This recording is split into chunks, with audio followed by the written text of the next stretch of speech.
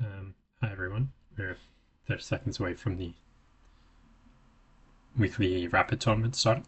Haven't recorded one of these for a while. I've played in a few of them, but not been able to record them for various reasons, but excited to get back into it. Very well prepared here already with my tea, so yeah, and it looks like we've got a very decent field list here, which is tremendous.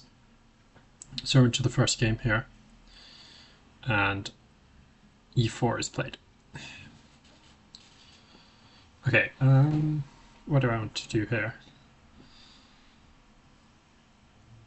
You know what, let's play the Sicilian.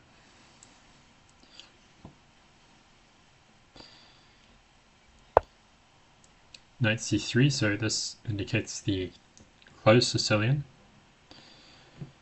In general, the most common approach you'll see here is white playing knight f3 and then d4 to try to exchange off this pawn and gain some activity. But this is a somewhat slower move, and we're going to play knight c6. That takes more control over the d4 square, so it limits white's options a bit. f4, this is the Grand Prix attack, which I'm still not entirely sure why it's named that, but I think it's mostly a weapon of English grandmasters in the English players, maybe not grandmasters, maybe just players in general in the 1980s, 70s and 80s maybe. So we're going to play g6 and bishop g7. This is all about the d4 square. Now, in general, I think this move is a little bit premature, because it gives me quite an obvious target to play against. I think it was better for white to try to keep this option in their pocket, let's say. And so I think I'm going to play d6. I could also consider d5, but that does leave. That means sort of later on I'll have to undermine this pawn anyway by playing f6 to gain more activity for my bishop. And d6 creates a direct threat for white to deal with, so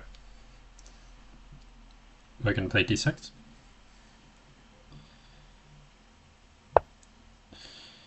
Bishop b5. Okay. I think still here.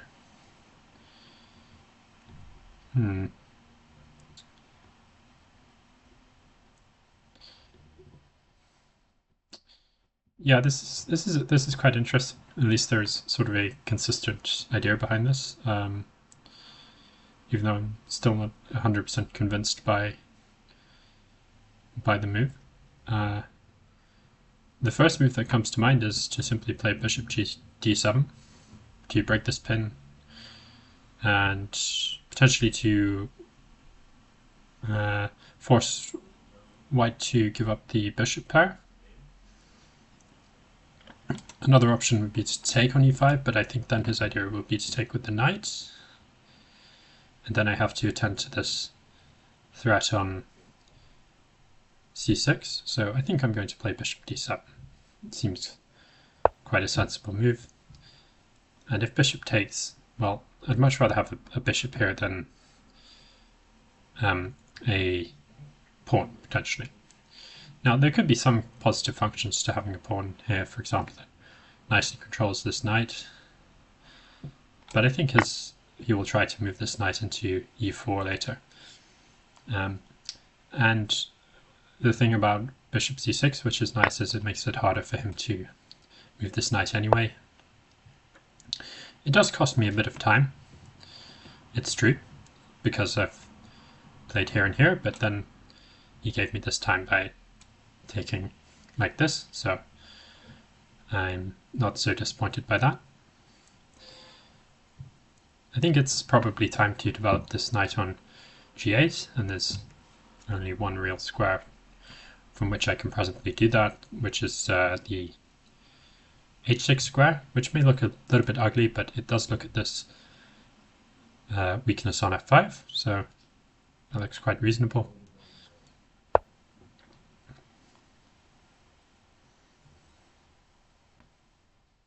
Now, in general, when you have the bishop pair, the plan should be to try to open up the game.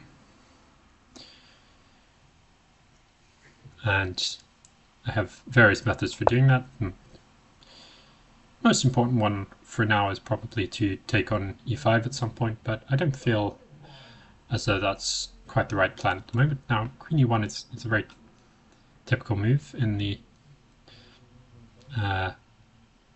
Grand Prix attack to try to come over to h4, but for the moment I'm not really worried about that because I can meet it with knight f5 quite simply, which I would want to do anyway.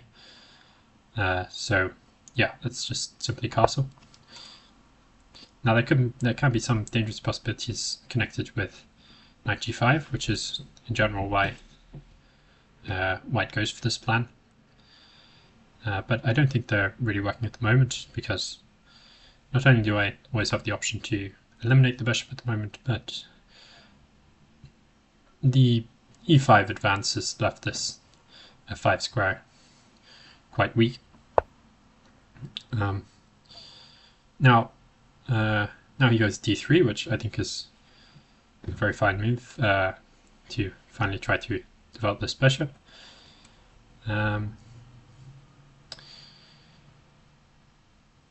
So I could play knight f5, but for the moment I don't feel as though that's needed. He could play g4 in that sort of scenario. I don't think that's particularly good, but I think it's a bit too weakening. But I don't really see why I should give him that option anyway. The move I'm leaning towards is queen c7, because that does start to create some possibilities of taking on f3 and then on e5 at some point, so it feels like it just increases the pressure a little bit, which is quite nice.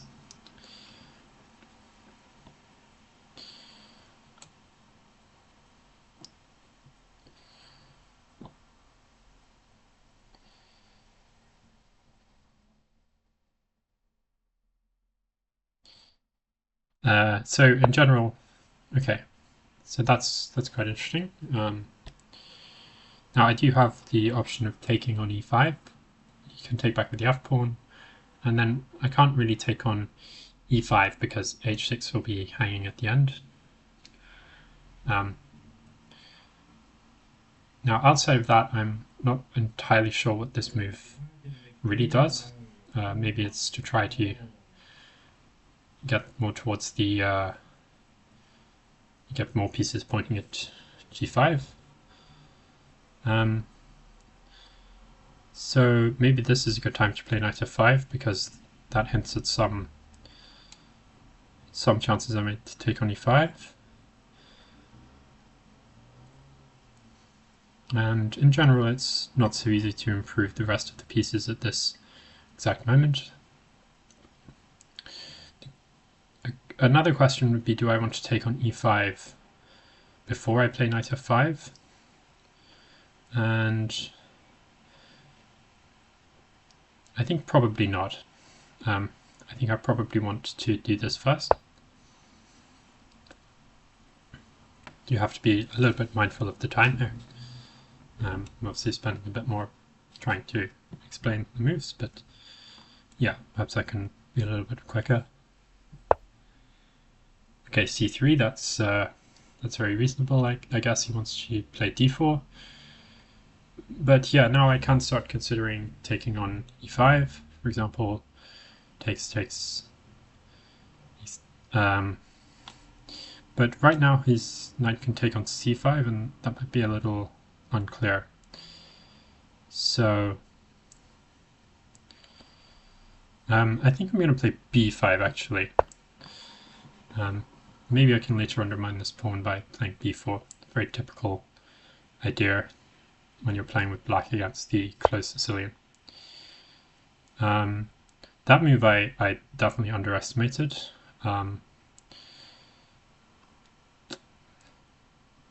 Yeah, that was one of the other points of c3, that now my knight can't go there. And now I have to go back to h6, which feels a bit sad.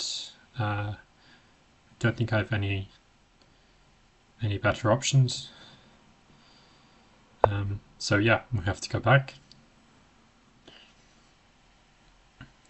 So I'm attacking g4, but now he can play queen h4 without worrying about knight f5.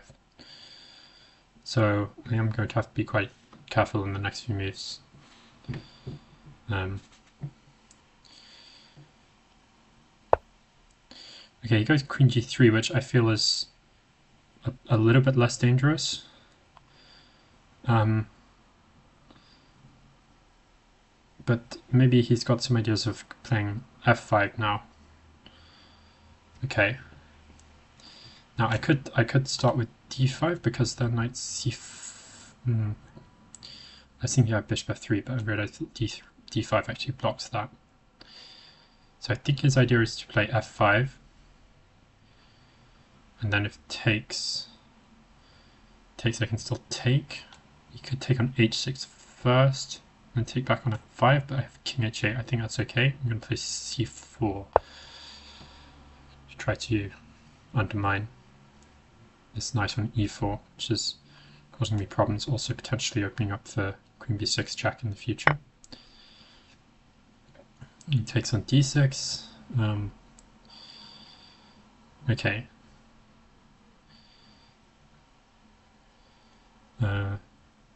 Yeah, I think I should take back. f5 has to be the idea, right? One way or another.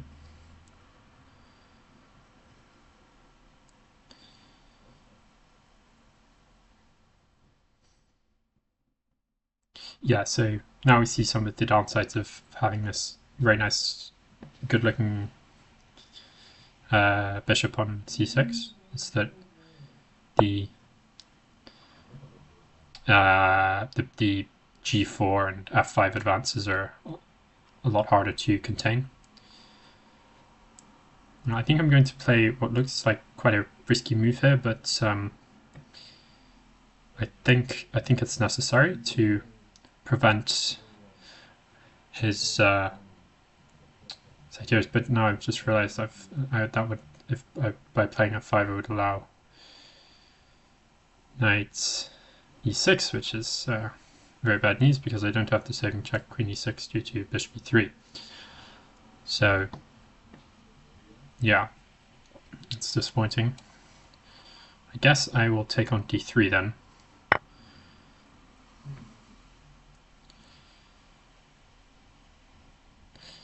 The reason I'm not so sure about knight g5 is that it sort of blocks his bishop, so there were some quite dangerous ideas with f5 and opening up against this knight on h6, which I feel will be a little slow now.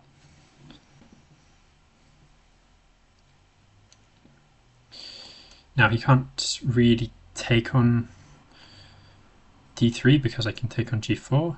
He could then take on d6 with either the queen, more probably the queen, or the knight. But I feel like that's quite a good set of exchanges for me,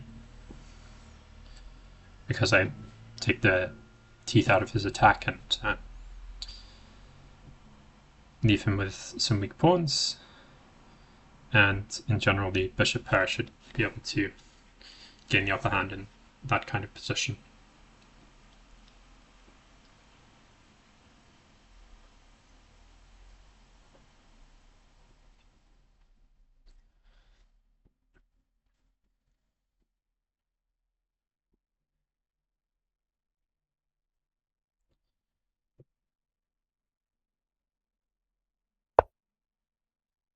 Okay, now he does f5.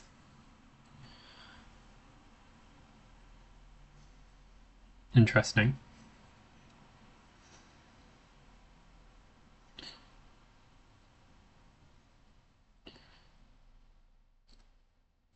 I guess his idea is to play some kind of f6.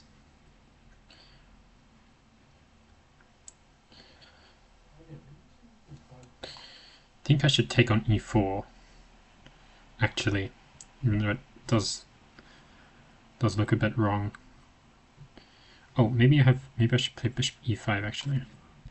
Might be better, although there's queen h3. Okay. Let's take on e4.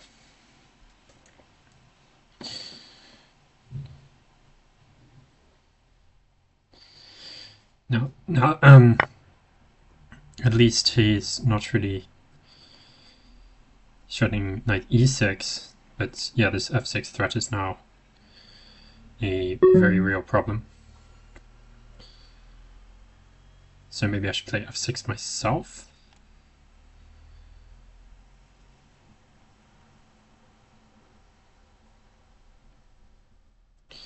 Queen c4 could be another idea.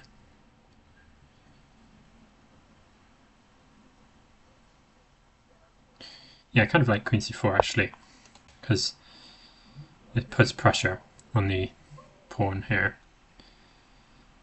Now he could still play f6.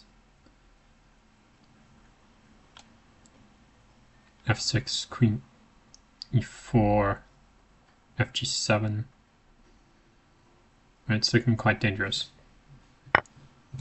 Okay, but now I think I'm okay, because I get to exchange queens. He could take on h6 first, but then take on g3 with a check. No, I mean, it doesn't really matter. He would be taking the queen back anyway.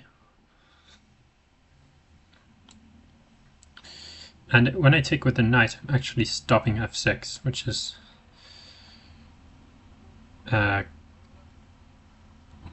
quite nice. Now, of course, you can still get that in by playing h3. But I do have ideas there, like bishop e5, so that my bishop does not become stuck behind the pawn chain. Okay, bishop f4. It's interesting. Okay, I think we take. Now I do have the option to take this pawn if he takes with his pawn. So I presume he would take with the bishop. Okay, doesn't. Okay, I think we just take this. Let's see a reason not to. Don't want to have the threat of f6. I could defend here.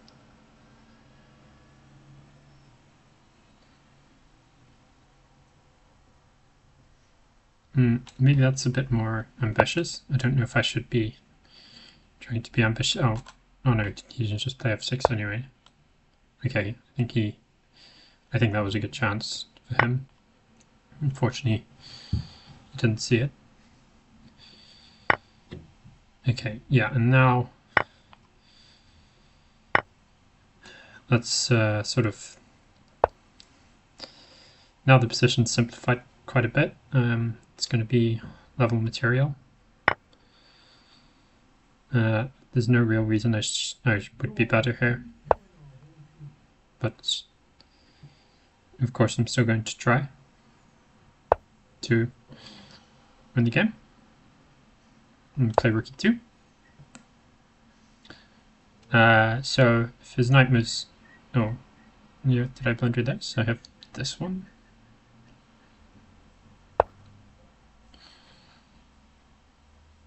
Okay, go here, I think.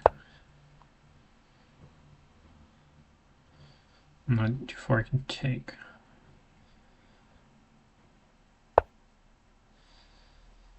Guess we play f6 to get the king in at some point. My bishop's actually quite well placed on g5. It's difficult to attack. He might be able to play knight f3 in the future, but I mean, I don't really see a better option here. I'm sure that there was one, but I don't know. It's definitely going to take.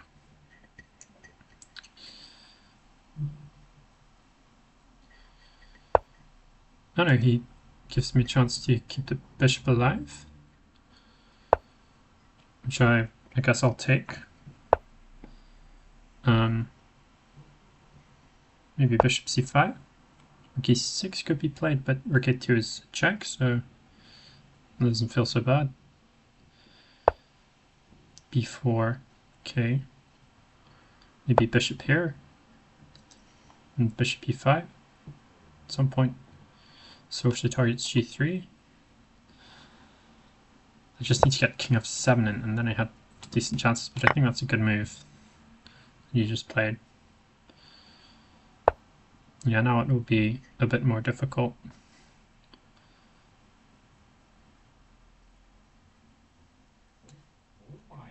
I can do this.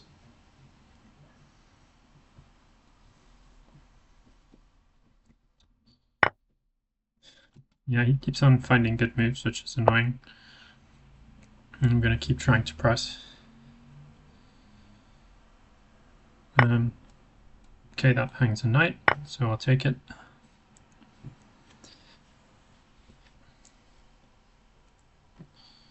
Yeah, I think rook f5 was a draw there. Let's take on c3.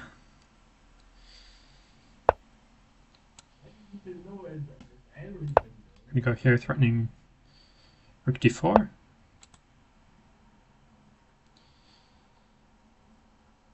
Okay, rook d4. It ought to be a win.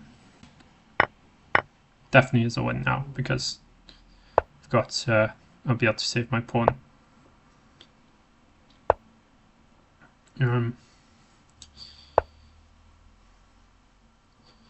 it does not matter that this one is the wrong color, because I've got this one as well. So I saved the pawn by playing b4. Very important to do that. And now we just simply bring the king up and take this one. This king will be divided between the two tasks of stopping this pawn and defending this one, which yeah, it can't really do. So now simply take, and we start to push this one. Yeah, so very tense game. It's definitely under a bit of pressure in that middle game, but yeah, managed to get the win.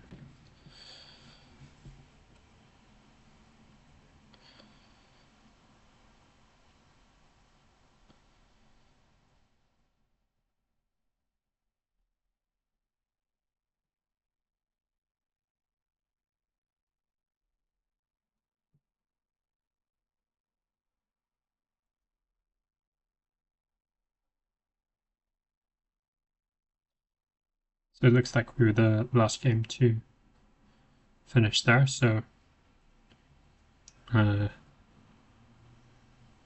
yeah, new round in 1 minute.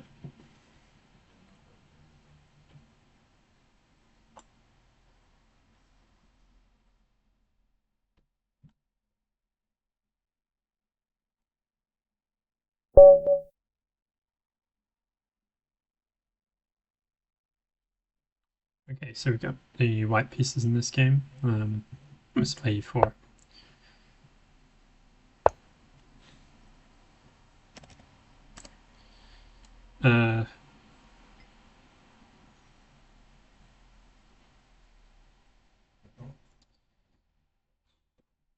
Tempted to go for something I don't usually go for. Okay, let's do it. Let's try and play for some content. I don't really I don't really know what I'm saying. Okay, so we're going to play d4, which is a aggressive gambit. Well, it doesn't have to be an aggressive gambit after e takes d4, which definitely is the right move. I think if we say a different move, we'll be very happy. But yeah, e takes d4. That's why you put the pawn on d4 to control the square. So you have to pretty much take it if it's played early on. Yeah, so this one is. I don't think this is so great.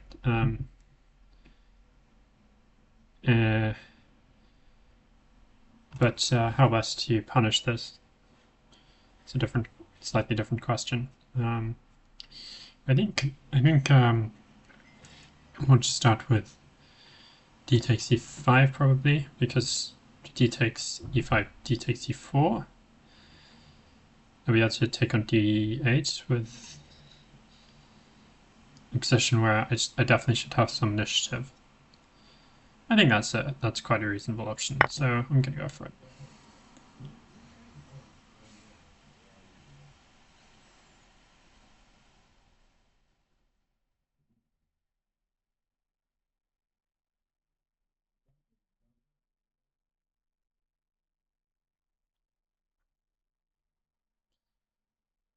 It's probably this move has a name, right? It's got some sort of central counter gambit or something like that. Maybe we can have a look after it.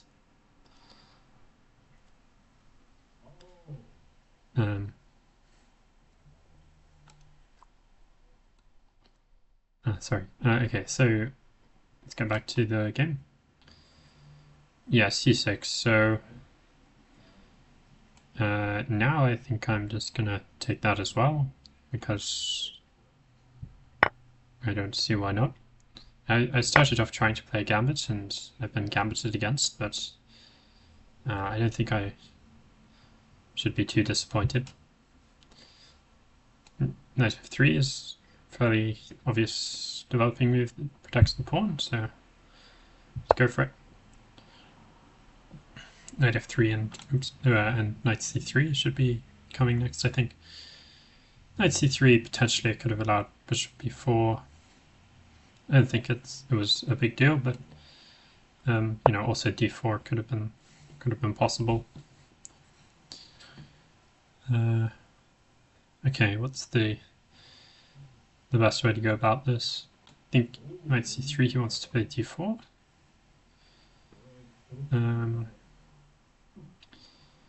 Now I could play something like knight b5 there. It feels a little bit, it's a little bit away from the center, isn't it? So I'm not maybe a huge fan of that. I think c4 might be quite reasonable, actually. I'm up a pawn, so again I don't mind the endgame. But c4, you still can play d4, so not really sure what I'm gaining over my other variation if I do that.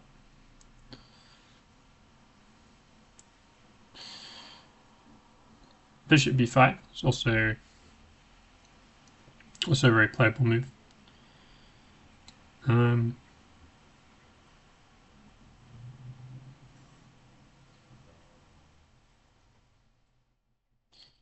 Maybe I should just play it a little bit more slowly, yeah? Like bishop d3 castles and eventually try to round up this pawn. Yeah, let's do that.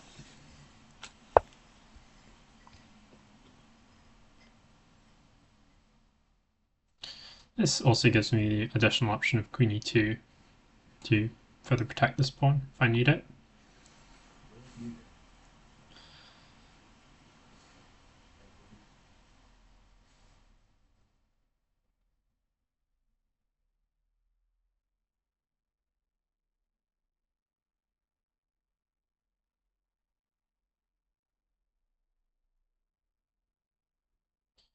So what would be a reasonable move to expect here? Maybe something like bishop c5,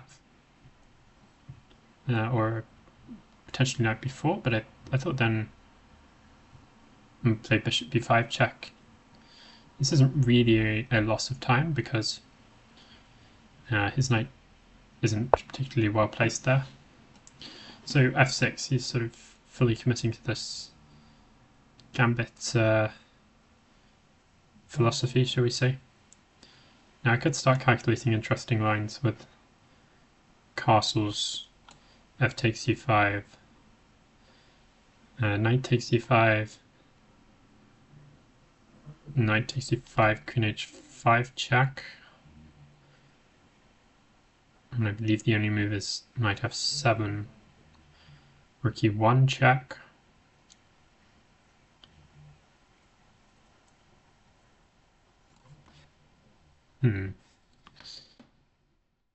It's interesting, but I don't feel as though there's quite enough for the piece there. So I think I'm just going to take this one and enjoy the extra pawn.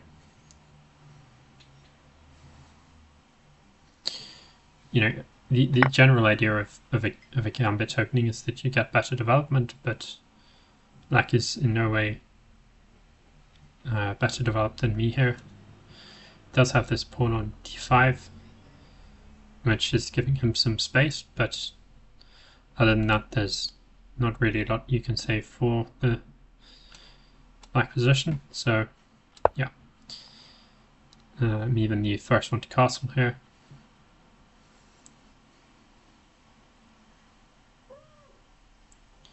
So yeah, in general, I think I'm very happy here.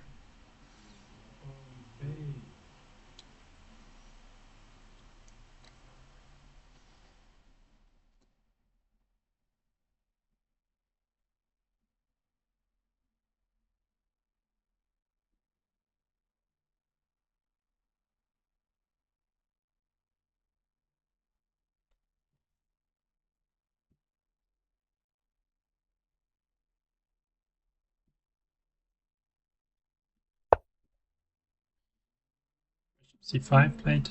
I would have, I think, preferred that move a move or so earlier, because now I get to play rook e1, and this is, I think, a relatively annoying check. He can still play things like knight e7, but yeah, that's not such a great situation. He doesn't really want his knight to be there. So instead he goes back bishop e7, which is probably a better move, but it does at the very least admit that bishop c5 is not the right choice.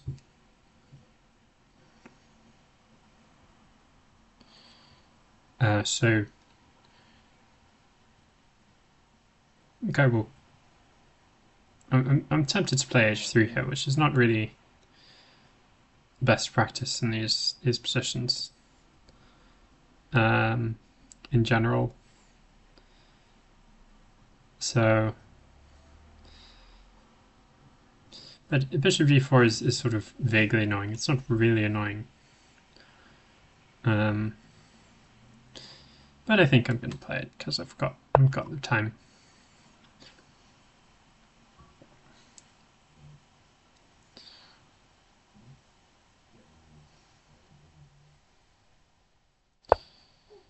Okay, so now we should think about getting some of the queenside pieces into the game. I think knight c3 is quite an efficient way to do that.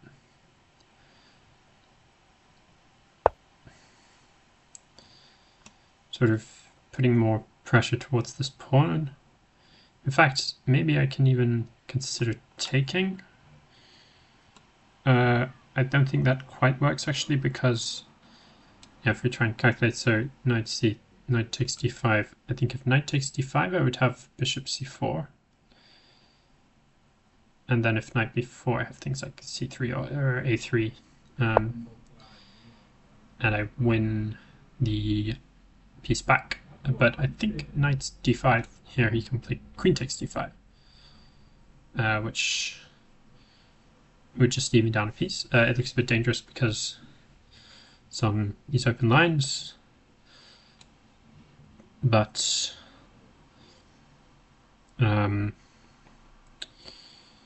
it seems to just be fine for him. For example, play queen e2 or something like that. You could just move the queen away. So with that in mind, I think I'm going to play bishop g5 here, because that sort of reinforces this threat.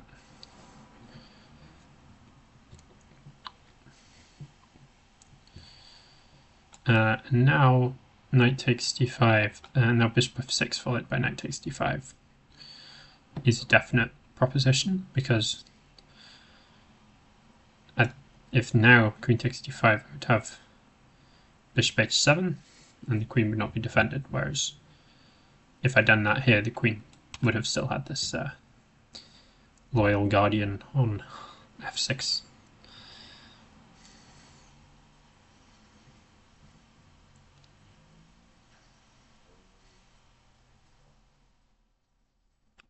So this, it's very nice to develop whilst making a threat, and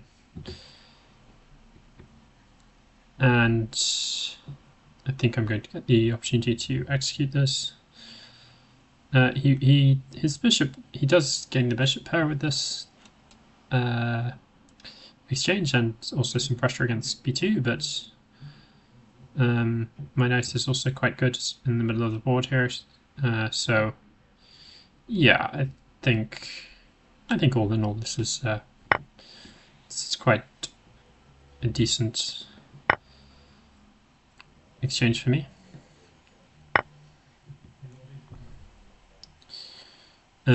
Actually, one move I didn't calculate was rook takes e1, and if queen takes e1, he could then take on d5, because then the queen would not be on the d file, so the bishop h7 wouldn't be a great idea. But that doesn't work for two reasons, and the first reason is that at the end of that line I have queen e8 checkmate, and the second reason is that I can take with the knight anyway. And so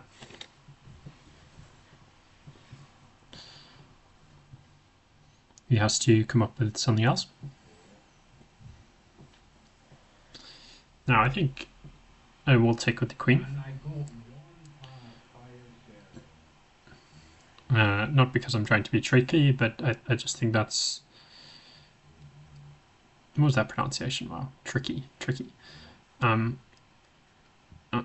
because I'm trying to be tricky, but I just think that's probably a better move, to get the queen onto the open file and gives the space on d1 for the rook to come to, which might be quite useful.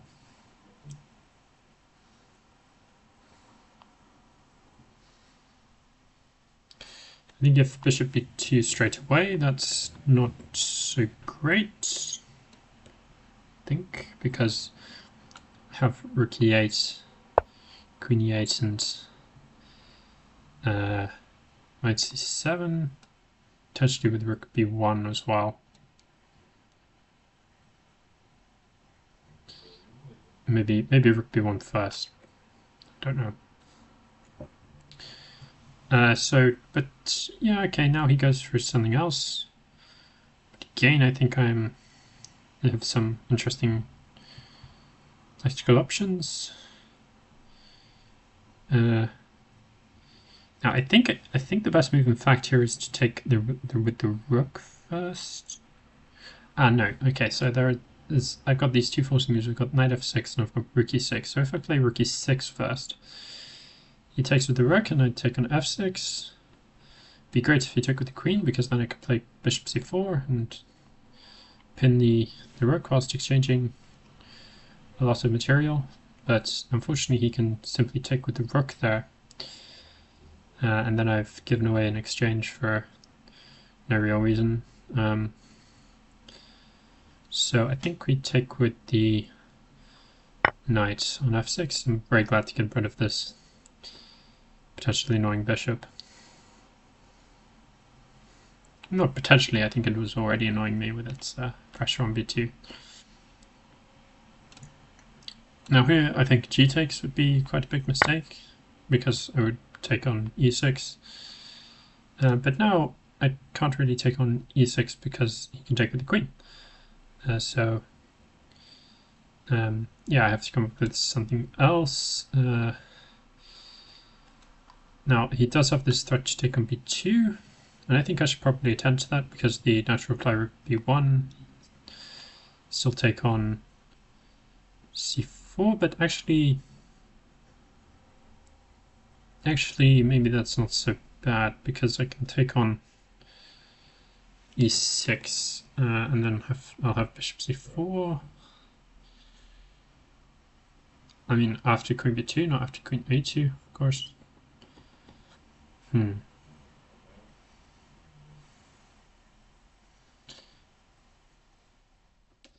I think I should keep it more simple. I think I'm going to play c3 and queen c2. Bishop d5, I can play bishop h7, which is quite funny. Sort of a tactic to exchange off some material, which is definitely something I'm interested in doing at this point with the 2 extra pawns. And just reduce the counterplay that my opponent has, or the potential for counterplay.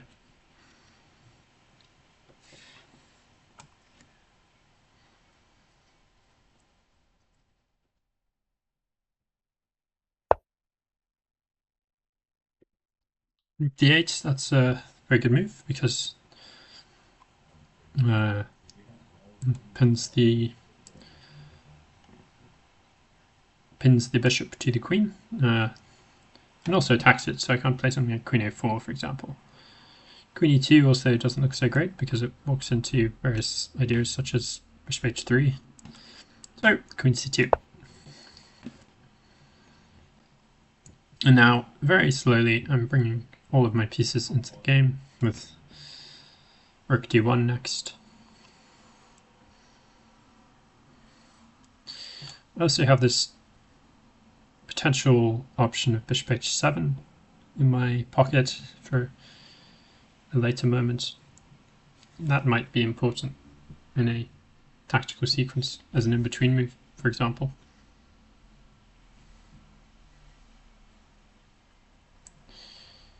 I also have bishop g6, which could be quite annoying, displacing this rook.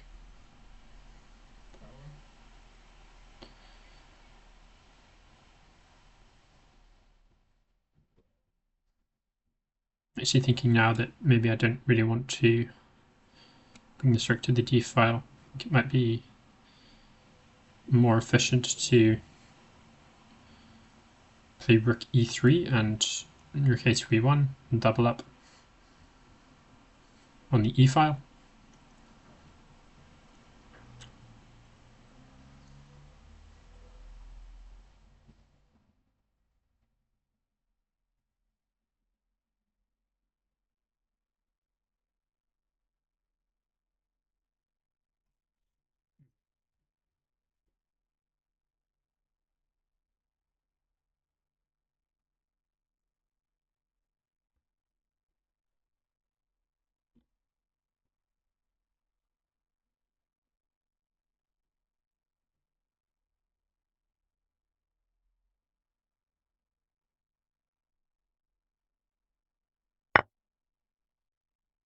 Oh wow, completely missed that one.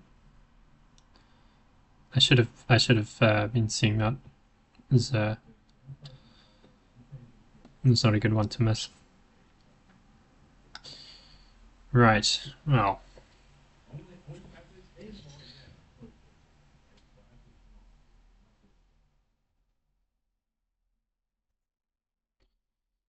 Certainly a pity.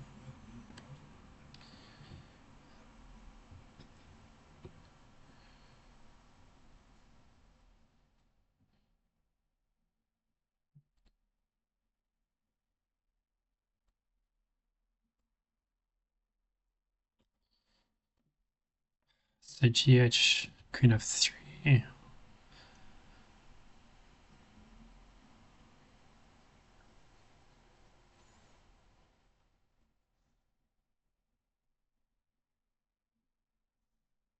I don't think I want to be exposing my king like that. Let's play bishop b4 maybe.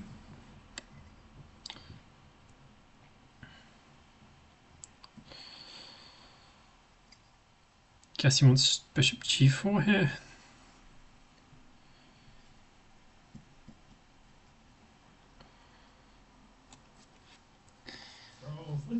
Yeah, that's changed the evaluation of the position quite considerably.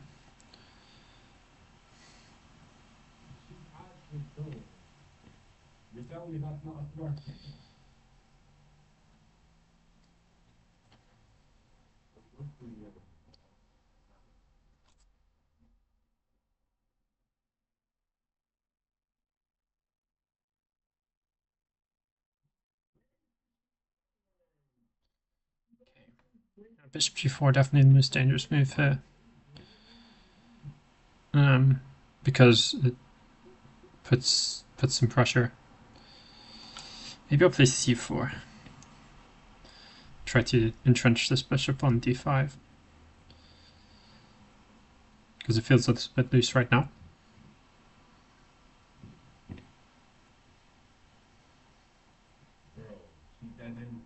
Maybe later I can play some kind of rook e4, although that's questionable. We're both quite low on time now, so it's just going to be about staying calm. Again, he finds a good move. So, okay, let's play c4 then. Am I blundering again? Maybe.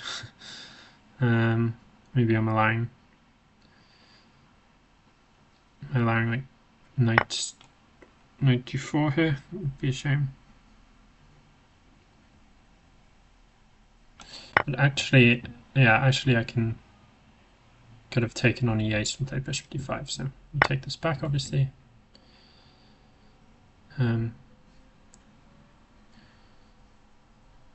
but now knight d4, that could be quite good. Dear. Okay, guess we played queen e4.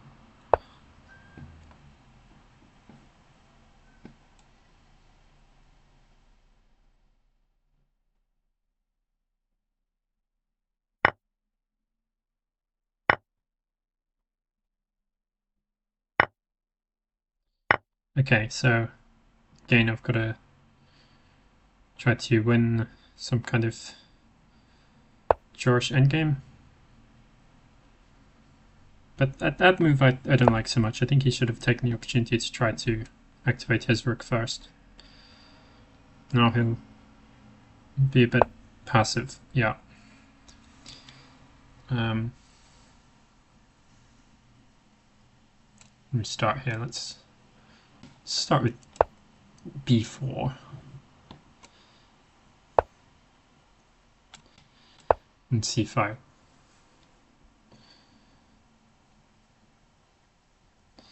And try and get these pawns advanced. I think I probably have to play c7 here.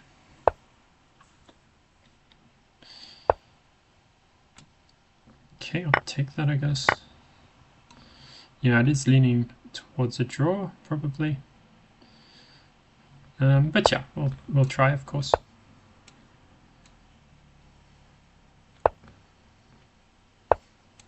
And I set a little trap there, which I now get to play. He should have come forward with the king. And then he would have probably been able to draw the game. But unfortunately, king f8 was not quite good enough. Again, we have the last game, which I can't really complain about because I'm not playing very well, so I need to try to win the games a bit faster.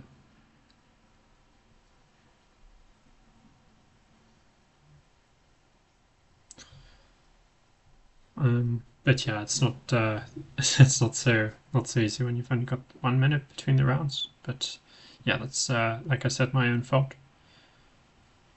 Okay, so let's get into the third round. Also, I literally, I set the amount of time that you get, so between the rounds, so I should maybe consider changing that. But okay, let's get into the game. Got black now. E4, okay. Let's go back to the Alekhine defense. Try to surprise him a little bit. I think he's usually a d4 player, so I'm interested to see what kind of preparation he's got here.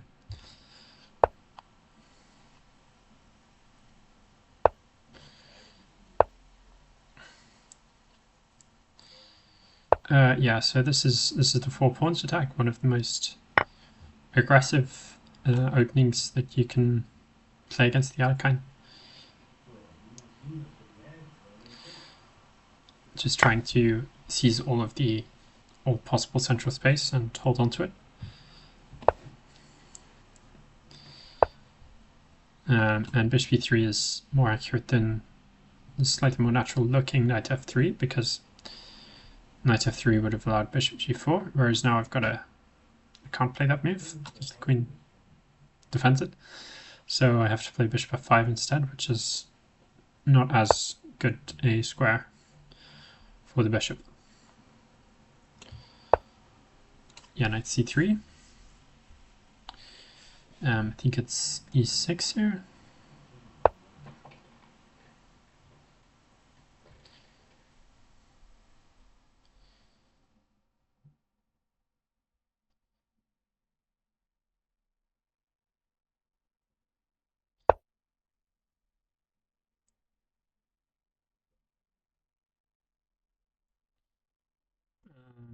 Bishop e7. Let's just pretend we know what we're doing.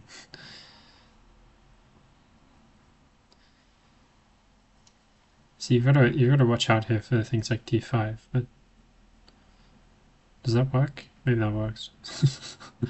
That'd be a shame. Maybe he has d5. I should play bishop b4. Am I doing? Oh.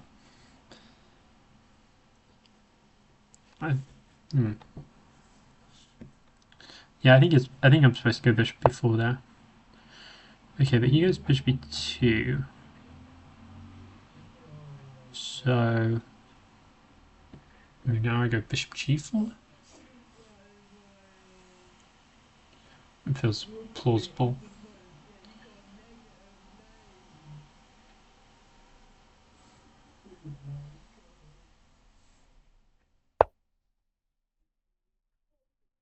d5. Now I could play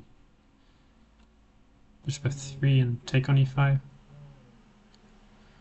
Queen d7 maybe. Bishop f3, knight 4. Takes queen a4, take on e3. So if I take here, does he want to take with the pawn? Surely not. It would be the rook, wouldn't it? Okay.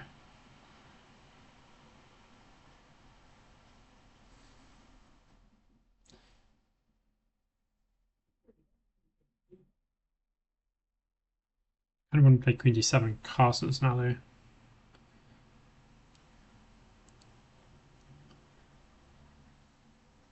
Queen d7, d5, bishop f3,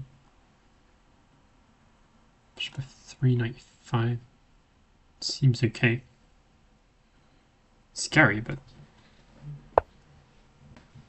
just have to accept that. In the Alekhine defense.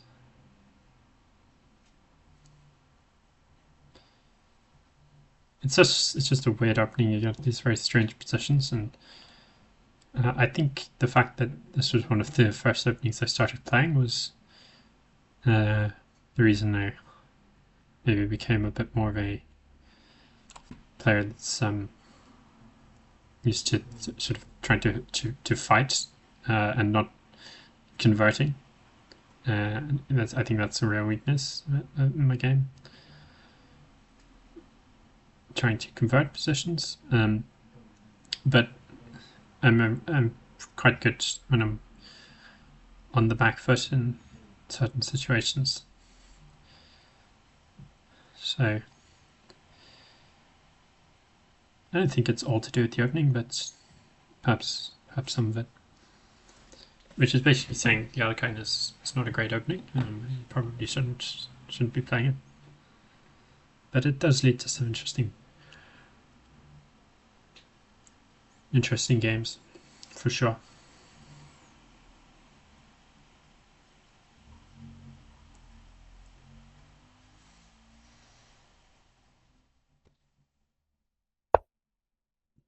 C5, okay. I think we have to play knight d5, right? I think there's really any other option. Knight c8 is obviously too passive. So yeah, knight d5. And I think I want to take with the queen, if he takes. I'm not so sure about this c5 decision, because now I've got a very clear target. His center has lost its fluidity, and unless there's some clear refutation that I'm missing, and based on the evidence of the game so far, that's not so far from the realms of possibility as might be imagined. It looks as though I just have a pretty good position now. I'll be able to try to pressure this pawn on d4. I'm going to be able to castle. I could consider castling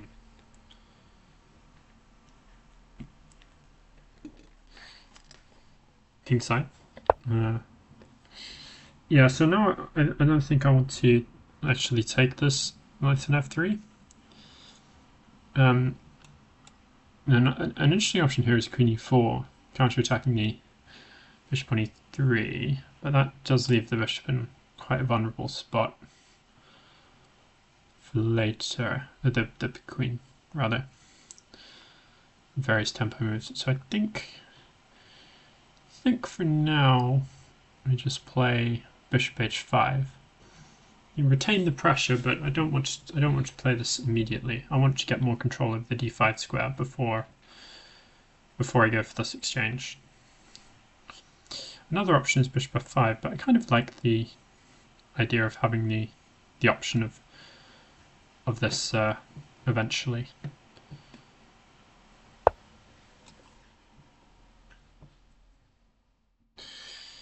So for example, he can play things like c1 or b3 to enable bishop c4, but after castles, irrespective of the fact that I can meet these moves with queen e4 with that said counterattack, I also have sufficient control of the d5 square to prevent that move from coming. And therefore, it seems like it's going to be quite difficult for him to generate real play here.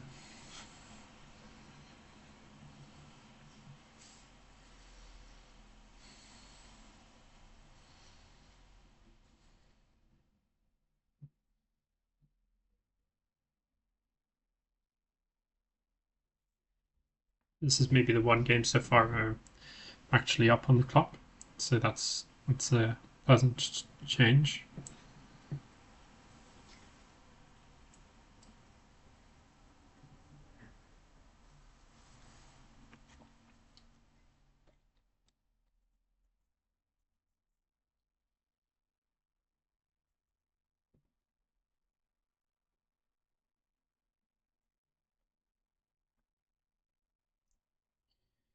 Yeah, so still sort of debating between castling, between which way to castle. I think it makes more sense simply to castle queenside.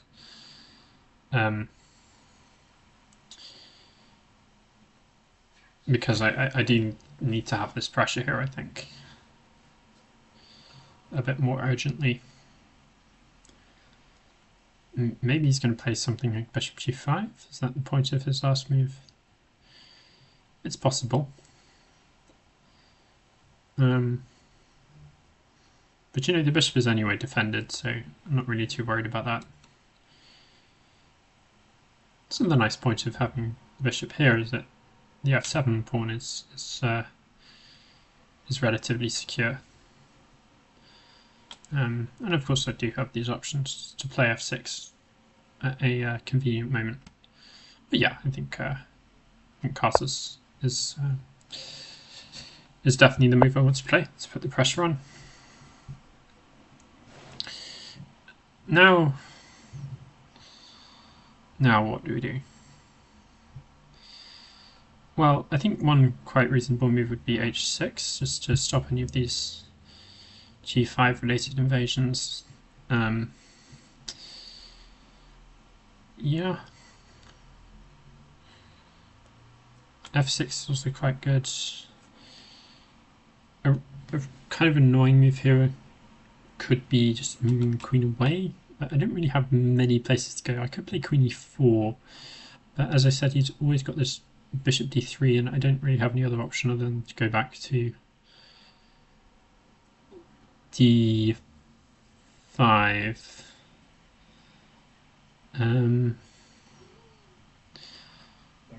So yes, it's just a question of deciding what the most useful thing to do is here. And I think it might well be to play f6 actually, because that gives some extra breathing room. For example, if he takes like this, I would probably take with the bishop to get more pressure here. That feels quite reasonable, so let's do that. It's very typical in the Alekhine defense. This is not such a typical position, but it's very typical in the Alekhine defense to try to undermine the opponent's center with pawn breaks. As you can see, I did that a bit earlier on with the move d6 and taking on e5.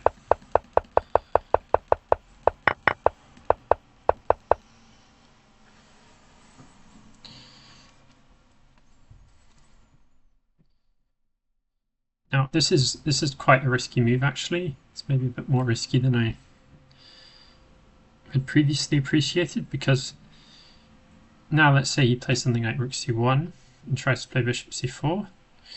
The e6 pawn is going to be undefended, or is going to be a lot weaker, rather than have the pawn stood on f7. Now, that doesn't mean I've not got any options there. I could, after rook c1, I could, for example, play bishop f7 just to really hunker down with that on that pawn. And I've still got this threat to take on e5.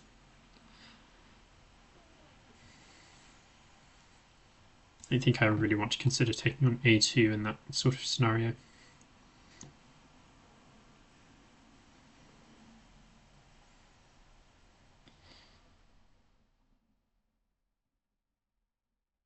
So what's he going to do?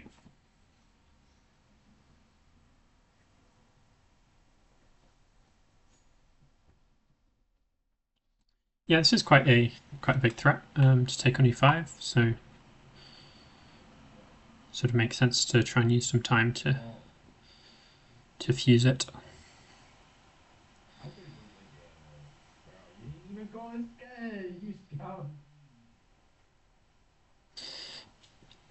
It's possible that f6 was a little bit premature.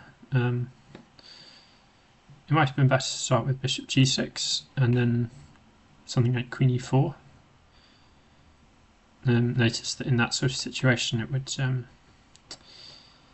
bishop g6 would take the sting out of bishop d3. That would then result in some exchanges, which, broadly speaking, should be to my benefit.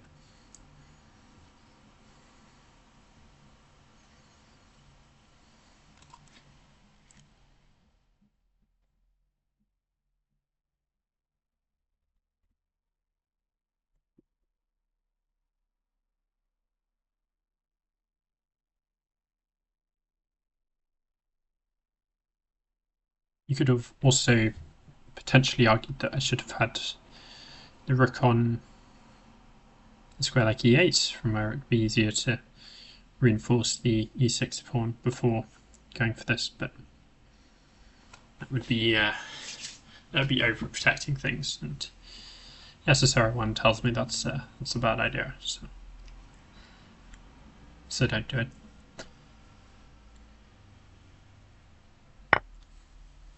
Okay, he takes. I'm relatively happy, I think, to see this option played, because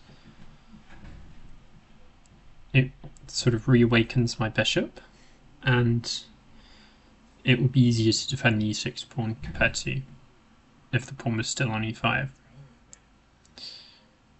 Now, I had said I wanted to take with the bishop, and I think that's definitely what I want to do here. Nice active bishop on f6, compared to if I take it with the g pawn, which might be a better decision structurally speaking, but it does seem to make my pieces a lot more passive. Okay, so he does go for g4. Oh my god! Which is interesting. I presume his idea is to play g5 on the next move, because otherwise I think that's a pretty radical weakening of his king for not a lot of real gain. Now I think I should be playing bishop g6 here, because g5 I can then play bishop e4, and I like that because that means he'll have to, if he exchanges those pieces, he'll have to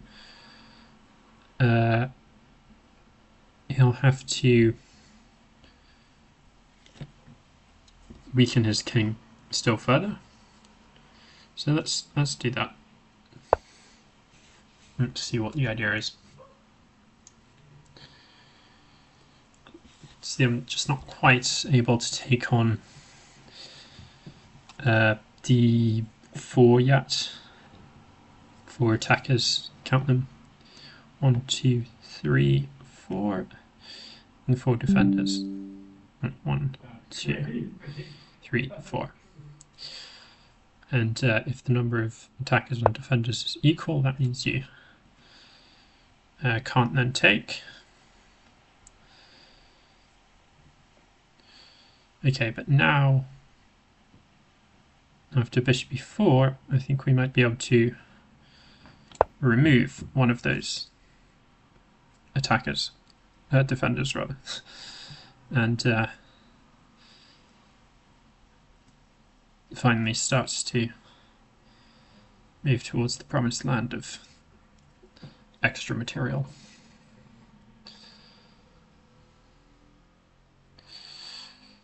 Okay, so there's still options here. I think either king g2 or king f2, but it's quite pleasing that you can't really defend this knight so conveniently. You know, rook f1 would remove one of those defenders we were talking about, so knight takes d4 would then become an option.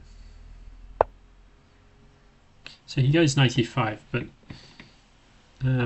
as far as I can see, that simply gives up a pawn.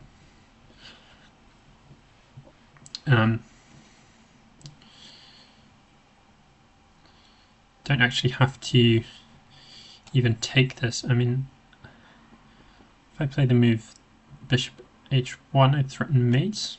It's not so difficult for him to deal with that actually, because he can just play bishop c4, which guards the mate and attacks my queen. So I think we simply want to take on e5 here with the knight.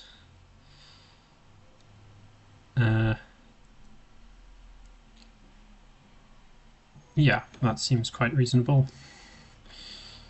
Knight takes d4 could also be an option. but it's a bit more complicated and I don't have so much time to calculate that. So knight e5, d takes e5, queen takes d5 looks pretty good. We're threatening queen g3, which would lead to mate.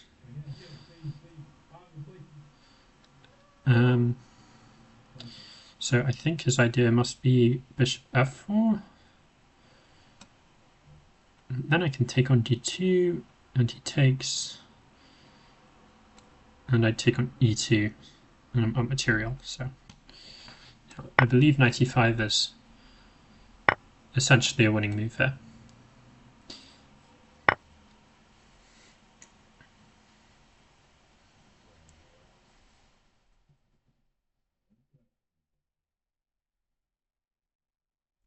Okay, he does have the move queen e1,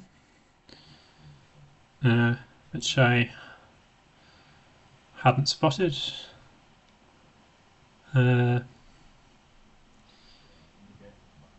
So yeah, that's probably the best move, but it's not really saying much, to be honest. Okay, maybe drop the bishop back to d5. Could take on d1. Could even take on a1, but it's not such a great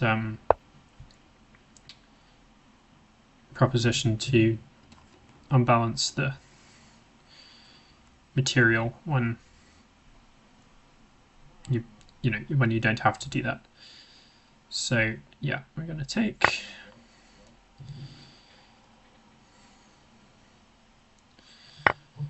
And take on e2. I don't think there's anything better.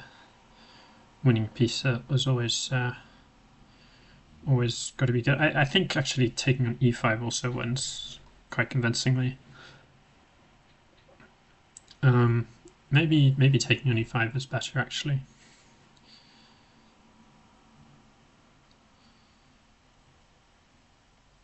Yeah, obviously we're splitting hairs here, but yeah, I think bishop e5 is a tiny bit more precise.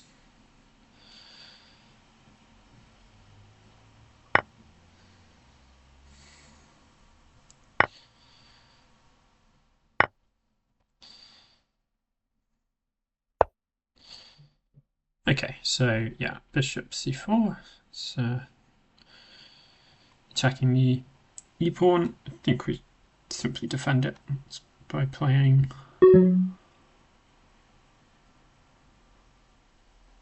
okay. Hold on a minute. So rook e8, rook e2. And then I don't have bishop d5.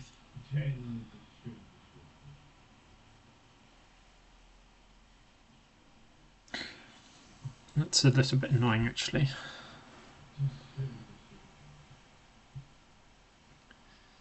Okay, so maybe I just play e5 here then, to enable bishop here. Bishop e6 is not really a hugely concerning problem. Can slide the king over to b8. He does get rook d7 here, but after something like g5, everything will be defended. I can finally start enjoying my extra piece. I think I'm going to throw this one in, because why not?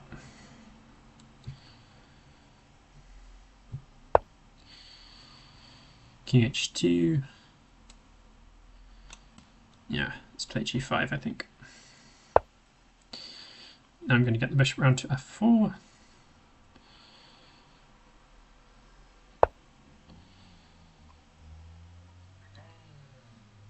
Just to make sure everything is protected.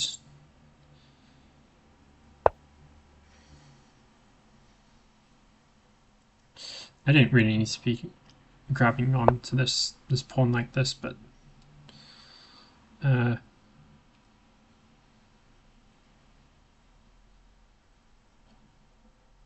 it's sort of like, why not, you know? Okay, let's play h5. Start making actual progress, maybe. I'm going to take...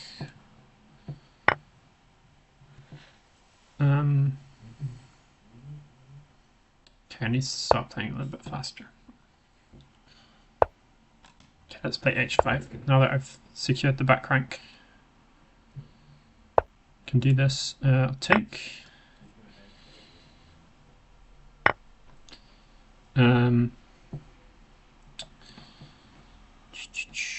Okay, d8 maybe. c6. Okay, he goes b6.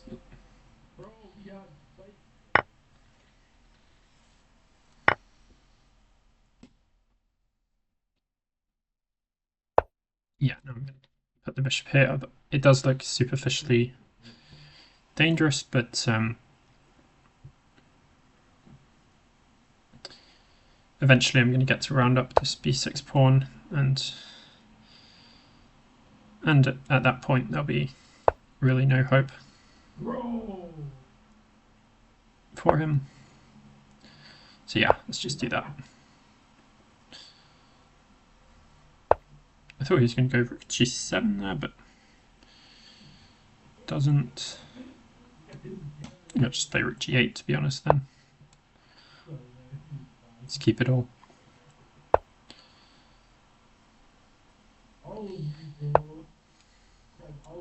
Maybe I'm going to have to give this up actually. Yeah.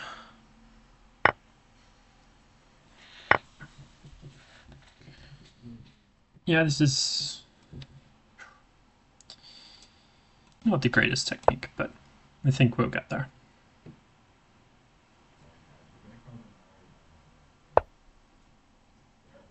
I'm just going to go rook h8. I don't want that pawn going further forward. King c7. Now I'm going to start advancing the b pawn. In d6. It feels good to finally get the king into the center after that brief intermission. Okay, b5. Here.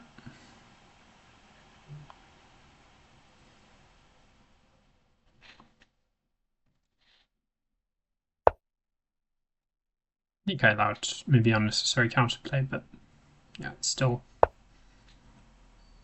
a winning position. And I don't think I did anything to fundamentally alter that, fortunately. Okay, b3 and b2. Yeah, let's just play king b4.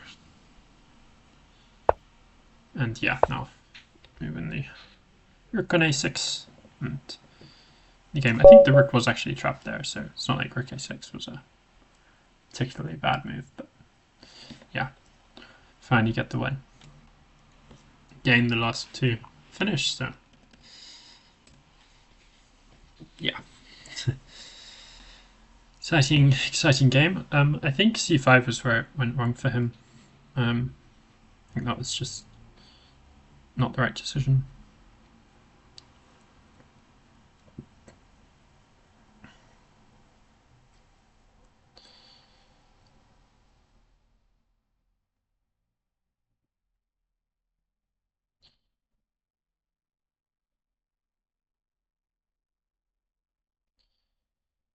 Okay, so round 4. I think this will be the highest rated opponent. So yeah, I'll definitely have to be on my guard here. Yeah, and I was correct in my pairings prediction. So let's see.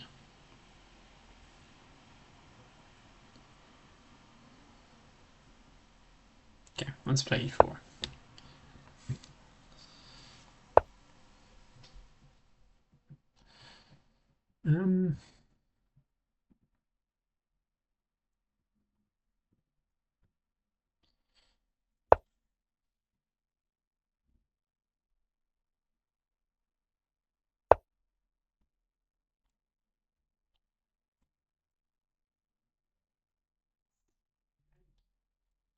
The Tarrasch variation. The knight on d2 instead of on c3. the difference between these two moves is that later white would be able to reinforce the pawn chain by playing c3. Although every upside has its downside. Is that a saying? I'm not sure.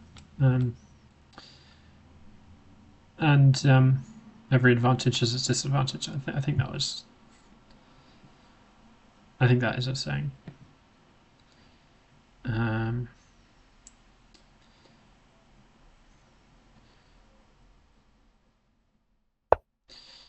And yeah, the disadvantage of this move is that the pawn is that the bishop on c1 is slightly restricted, so it can't come out to any useful squares such as g5 or e3 in the opening, which would be nice. And so white is generally aiming for a slightly slower game, but with this knight to sort of remaneuver from d2 in these close positions.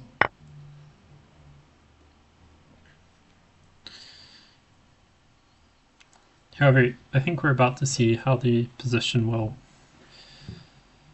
go very quickly from being one that's quite closed to being very, very open, and that's if the move f6 is played.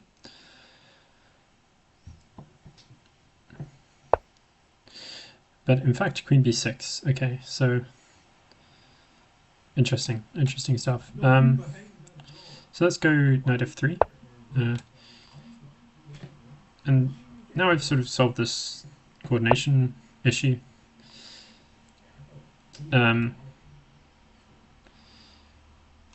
And yeah, so notice, of course, there are some lines where you can leave this pawn sort of hanging because the bishop has a discovered check, but there's no discovered check, and also the queen is blocked by the knight. So here we're going to play a speciality of mine, no, I suppose, which is the move king f1.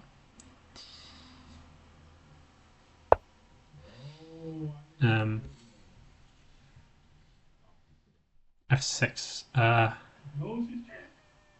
don't know. Is this? It's actually been quite a while since I looked at this one specifically. I think. Yeah, I think that is possible, right?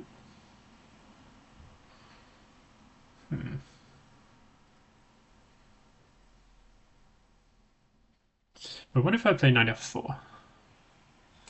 F takes c5, knight e6.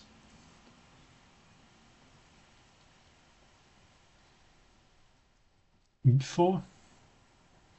Yeah, it could start to get quite crazy.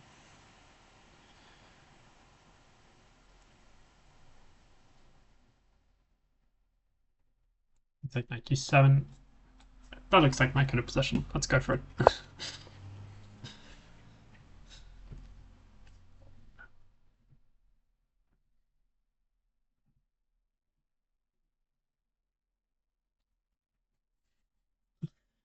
So now, I'm not really concerned about the d4 pawn because after f6 has been played, this check on g6 has been opened up. So yeah, let's just go in and see what happens.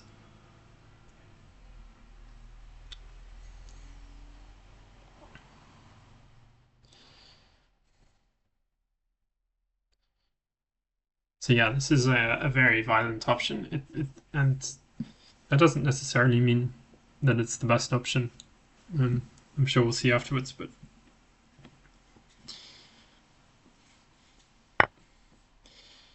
yeah. So now we have sort of counter violence, which is a big theme of the French defense.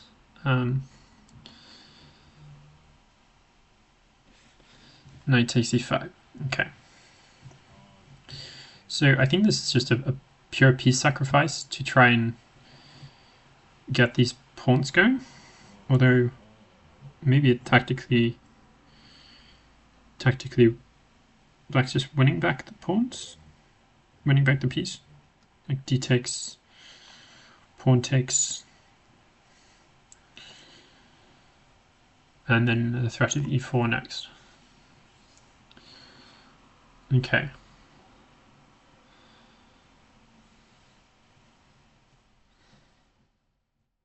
Have an idea that it's quite similar to something I mentioned in a previous game.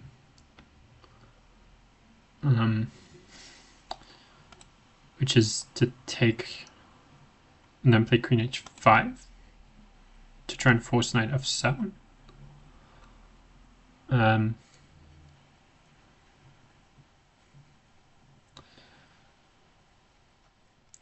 For example, bishop g6 at the end, queen c7.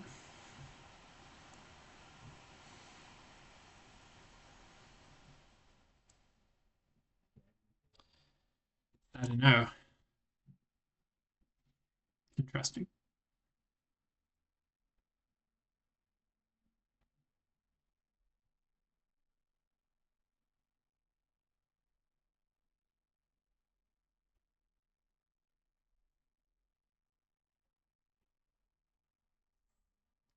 Also things like knight d5, knight fe5, knight d5, f5, d5, fe5, knight d5, ed5.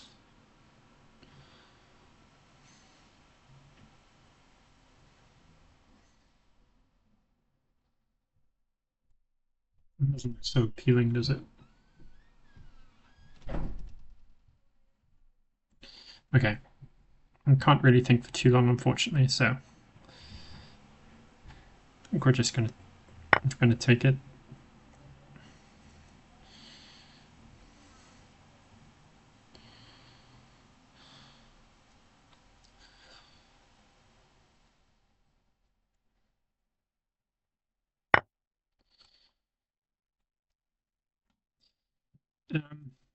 Yeah, and I don't really see a better option, I don't think. Now, I could flick in the move bishop e3. That's quite interesting.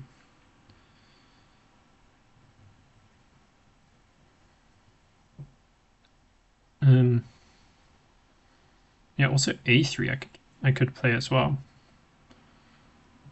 So there are other options, but I'm kind of tempted to go for this one.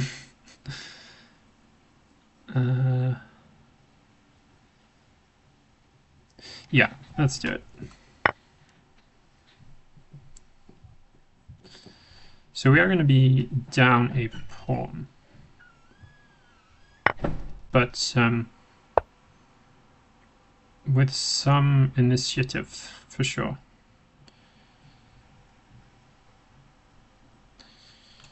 So I think knight f7 is forced here. So I'm very badly mistaken. And now I thought bishop g6.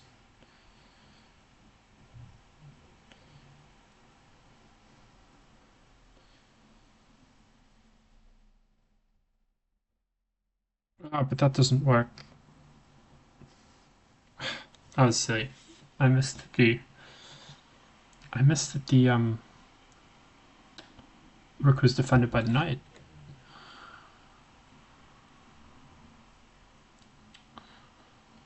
Ah, that's very annoying. Okay, maybe I can still take on h7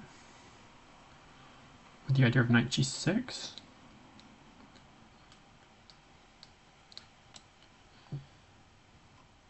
Probably have to give that a go, right?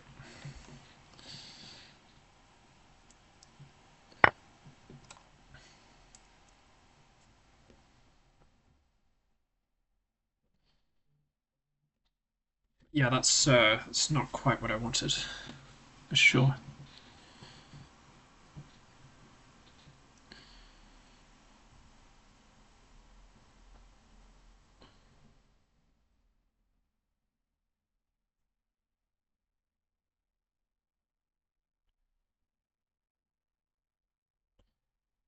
So my own king is in some danger, but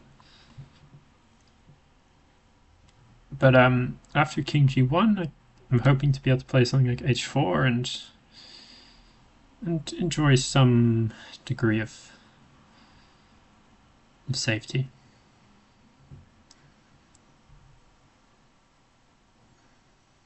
Now there's quite a funny line, queen b5.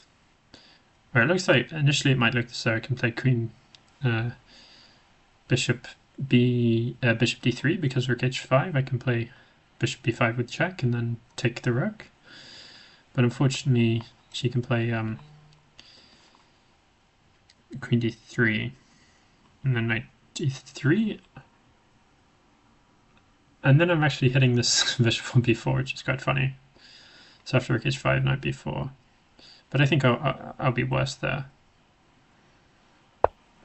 because of the because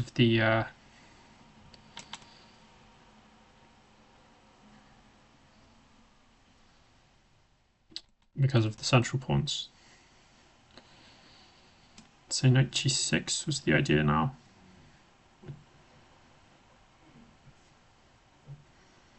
It's kind of scary.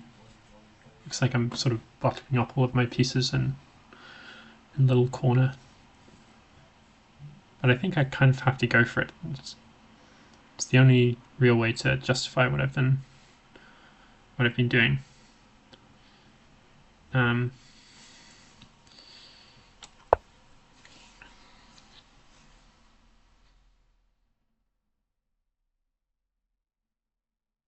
Maybe the idea is actually to play bishop b5 and if king g1, bishop c5. Because then if I take h8, for example, bishop c5 is just mate.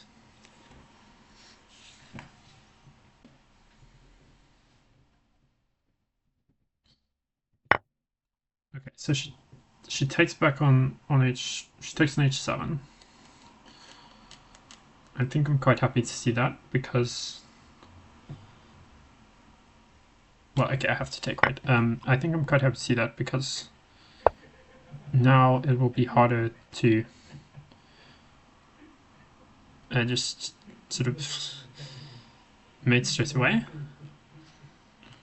And now I think I have some chances to get my pieces out, which is always a bonus. So for example here, bishop e3 is potentially quite strong.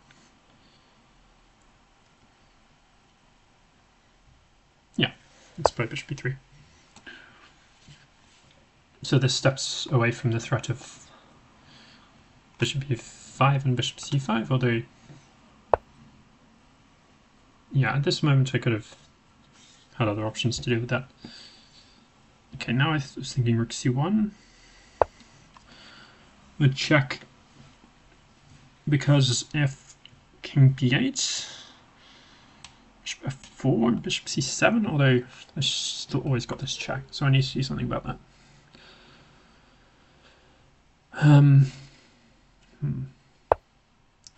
She goes bishop c6. See, that's also quite reasonable.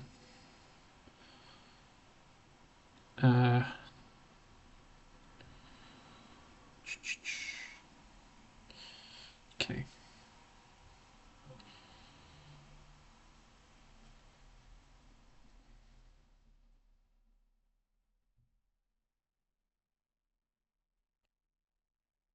h3.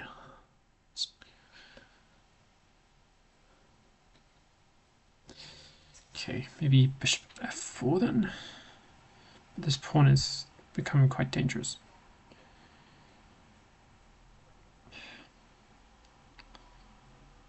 Yeah, tricky position. It's just, if I'm not using this rook, then I don't really have any chances, I think.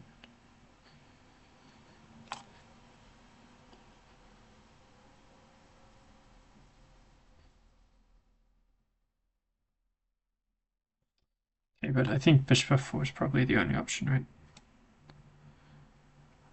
Queen h3 maybe. D takes e3, queen h3, like queen e6.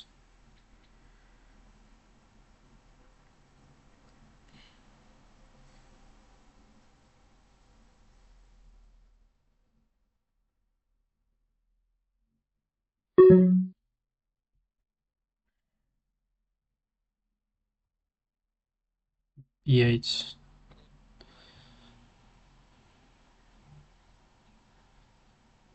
Yeah, it's not working. Okay. I would presume d3 now.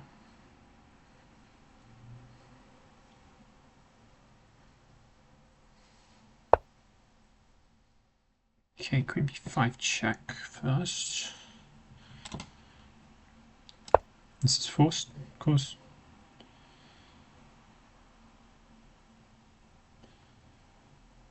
No way I died. No one. Queen d5, is that the idea? I guess so.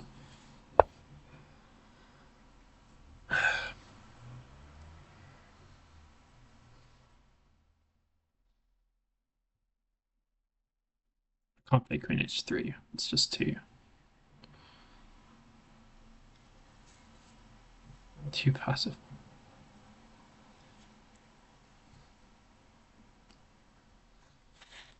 But I've got some chances whilst the queen's here. 97 at some point. Maybe. I don't know.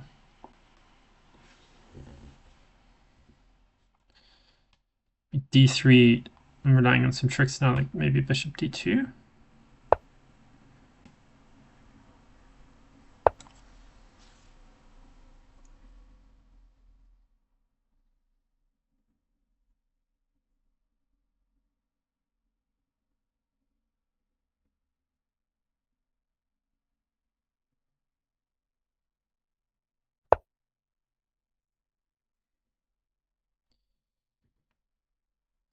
Okay, now I can take, I think.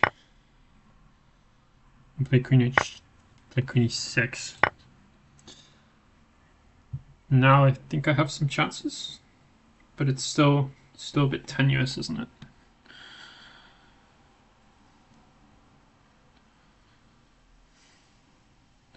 Just gotta get this rook in somehow. Okay, h4.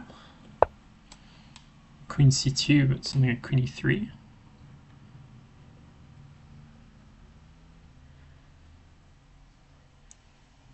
I can just play rook h3. I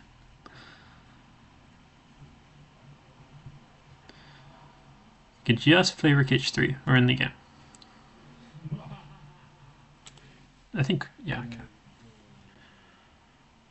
Queen c2, maybe actually 97 is better. Get rid of this bishop.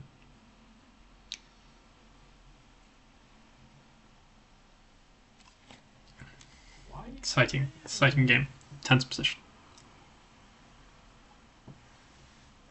Yeah, no, I think it is in the balance.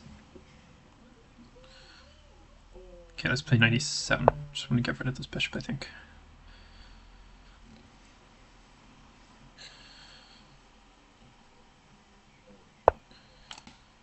Take.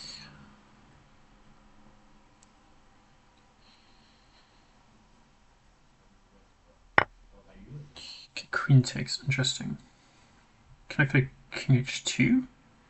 That's so weird, but I think it's actually good. King h2 with the idea of rook c1.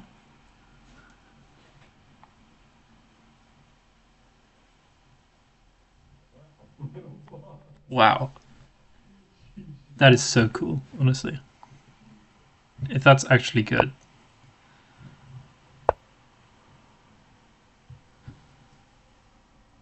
Okay, so now h4 is threatened, so I need to be aware of that. but I think I'm getting there first, right? King b8, queen g8, king f8. Okay, this one, but surely not bishop e3.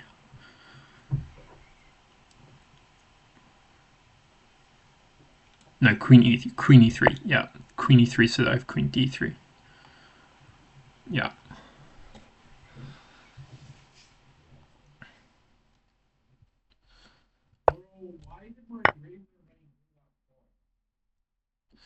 Now b5, I think she has to play.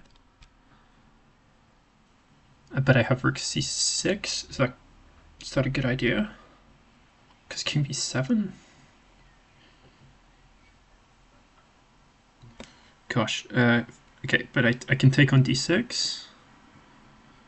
She doesn't have queen f4. I need queen h4, king g1. There are no checks.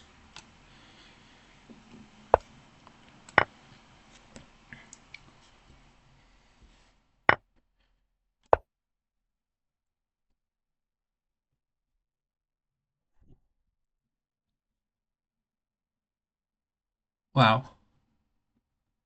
Wow, what a tough game.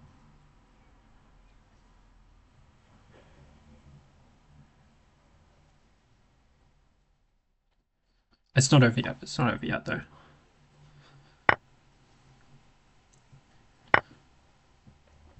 Can still mess this up. Just got to not allow a perpetual. Okay, I think I play bishop e3 here because that stops queen d1. Also makes the bishop in general a bit more active, pointing towards the king.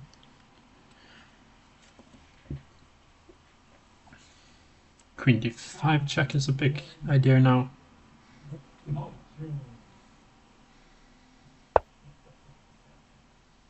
Okay, let's play queen e7, I think. Take on g7, that would be enough, right? Queen c5 is probably enough as well. Okay, let's play queen e8. I'm just going to try and gain a little bit of time. Okay, so king e4 is not possible. King d5 is not possible. Okay, okay.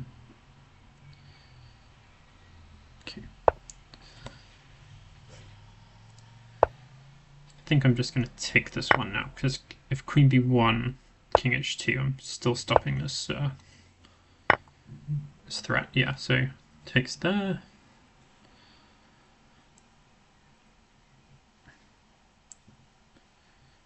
Okay, I think, I'm not sure this is the best way to go, but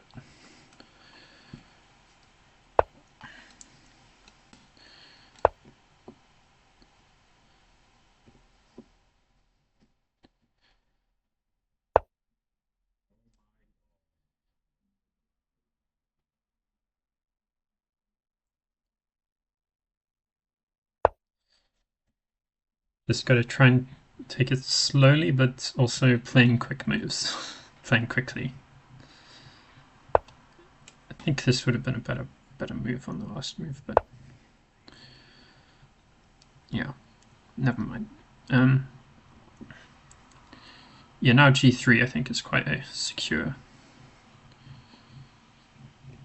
fortress for the king, because the queen guards this this way, so I can go to g1 to g2.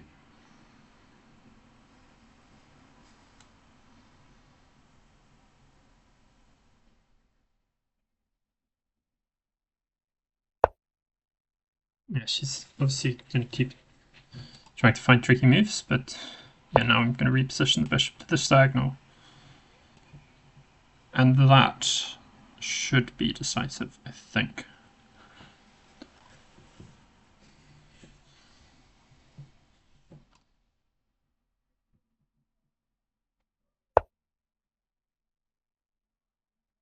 Right, just going to give this a check.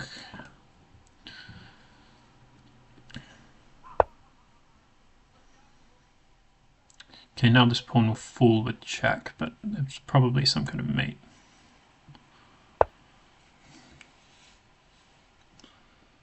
But yeah, we're not gonna bother with that. Okay, so now it's just about finding some way to exchange the queens.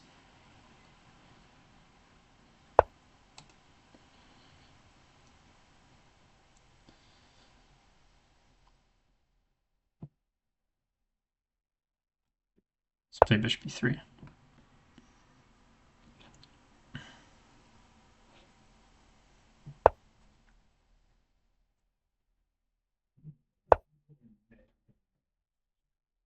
So now it's quite a... I have to worry about stalemate, but the king does have legal moves at this moment, so it's not too much of a worry.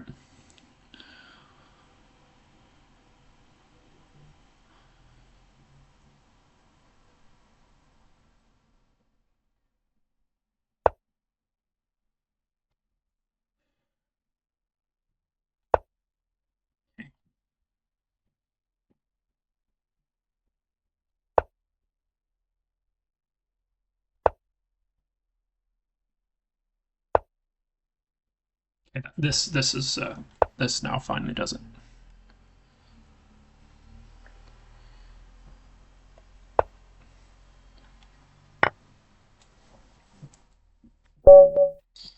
Okay. Yeah, very tough game, but very happy to get that win. It'll be an interesting one to look at. There's actually still an ongoing game, so maybe we can have a very quick look. Just curious about the opening, actually.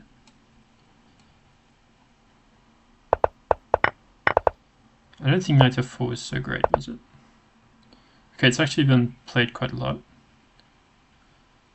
You guys can see this, right? Yeah. Knight f4. Knight f4 the only good move. Okay, and this was not sound, but yeah, then this was not such a great one. But then again, I did just miss this very basic tactic. So, well, this basically just forgetting that this was defended. But yeah, it was not such. It was still complicated. Yeah. Yeah, she should not have taken on h7. Okay, maybe we can have a bit more of a detailed look later because it was a very complicated game.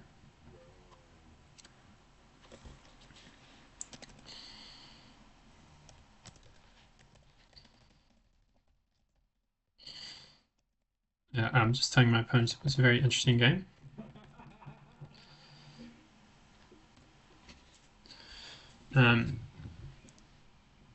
She said she sort of crumbled a bit. Well, you know, I don't fully agree because I think I think I think it was just a bit unlucky that King H2 is so strong, which I'll say.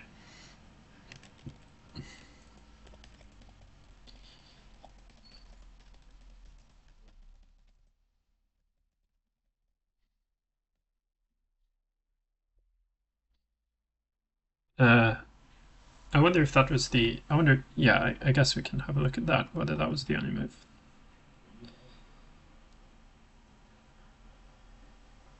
Because it felt like I was not doing so great without that. Bishop f4 would have been even better. Okay, that makes sense. But yeah, King H2 is good. And here Queen e3. I'm quite happy with that because it looks very natural, I think, to play Bishop e3 instead, which is also fine. But yeah, Queen e3 was the most accurate, so that's good. Obviously, I don't think it was a perfect game, but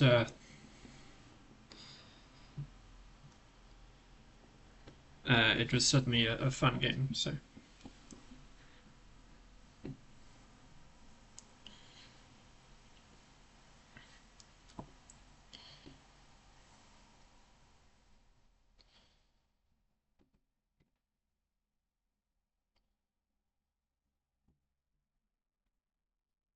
we might still have a quick look at this game.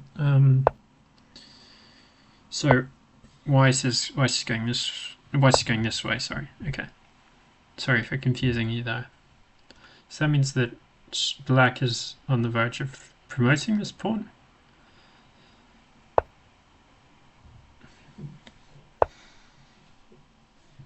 But this bishop is controlling that square, so that's making it quite difficult. Okay, knight d4, and suddenly it's a big problem. The queen is dropping. I wonder if that was forced. Yeah, like there was knight f5 here as well, right? Okay. Okay.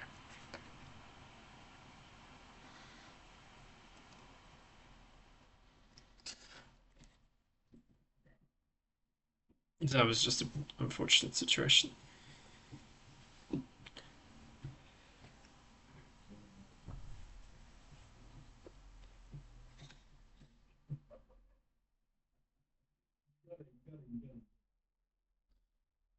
Okay, so 20 seconds before the last round. I don't think I'll be getting by, as some other players have, because obviously we've got 7. But I have played all of the top 4. So maybe I will get the buy, actually. I do, okay. I worked it out. So that means that we have won the tournament, which is nice. Although it will take a moment for it to be properly confirmed. So let's have a look at the first game. Let's just flip the board because I was black. Right, is this all looking fine? Yeah. You cannot quite see the eval there. I'll just pull that down a little bit. Hold on.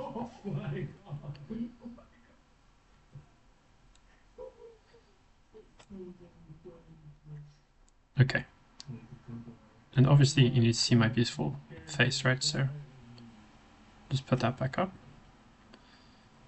Okay, great. So now we can see the evaluation.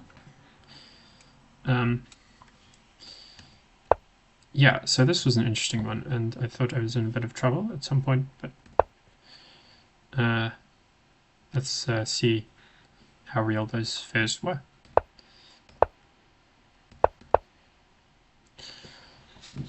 Okay, so yeah, standard. Yeah, and I was right that e5 was a bit premature, and d6 was the correct response. Bishop e5 was the best move though, so that was well played, well found, I guess, by my opponent.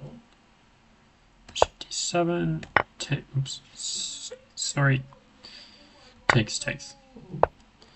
Castles, knight h6, so we're playing very well at this point. And actually I could have taken on f3, that was quite interesting. Rook takes f3. And then something like d6, e5, I guess I'm just winning this pawn with queen d4. Okay, I didn't see that. Very findable, that. But not on this occasion. Castles. Okay, so yeah, queen c7 not the most accurate, actually.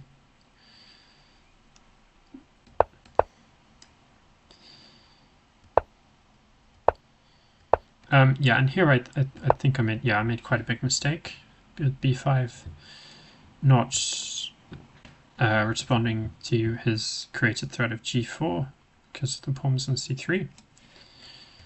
b5 and e6 is wow, e6 very strong move. If takes, then knight eg5, and yeah, it's quite problematic with this fork looming. So g4, knight h6, queen g3. 3 . Yeah, now it's equal.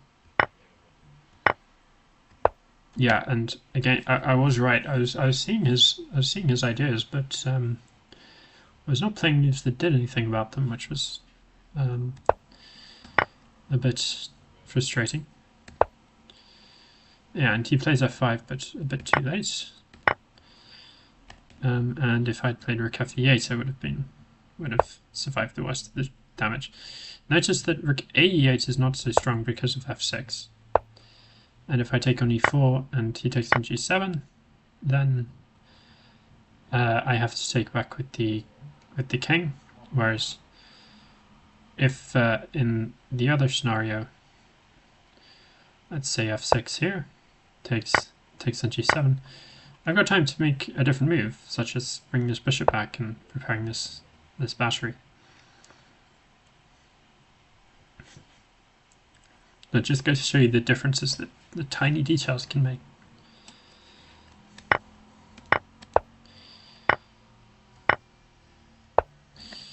And here f6 would have been very good for him. Yep, that makes sense. For some reason I only really considered it in one move order. So I got away with it a little bit there. Yeah, here there was still a chance to be better with rook f8. Not really caring about this pawn. Actually, the d3 pawn was a lot more important. That makes sense. Okay. Yeah, I'm guessing it's just going to be very equal for a long time here. Because it's a draw, quite frankly. But yeah, I tried to. I almost provoked him into this. And yeah, like he could have gone for something like this. This would have been very drawish. Yeah, I can't even take on c3 because f6 is hanging, so something like this, but then he attacks the b pawn or defends his own pawn. So, but yeah, unfortunately, now with this little tactic with bishop e5. And yeah, he could have played here, but now he's objectively in trouble because of bishop c3 winning the pawn. And I'm also on this pawn on b4, so probably going to be 2 pawns up, and that should be enough to win. Even though my king is quite badly restricted for the moment. Okay.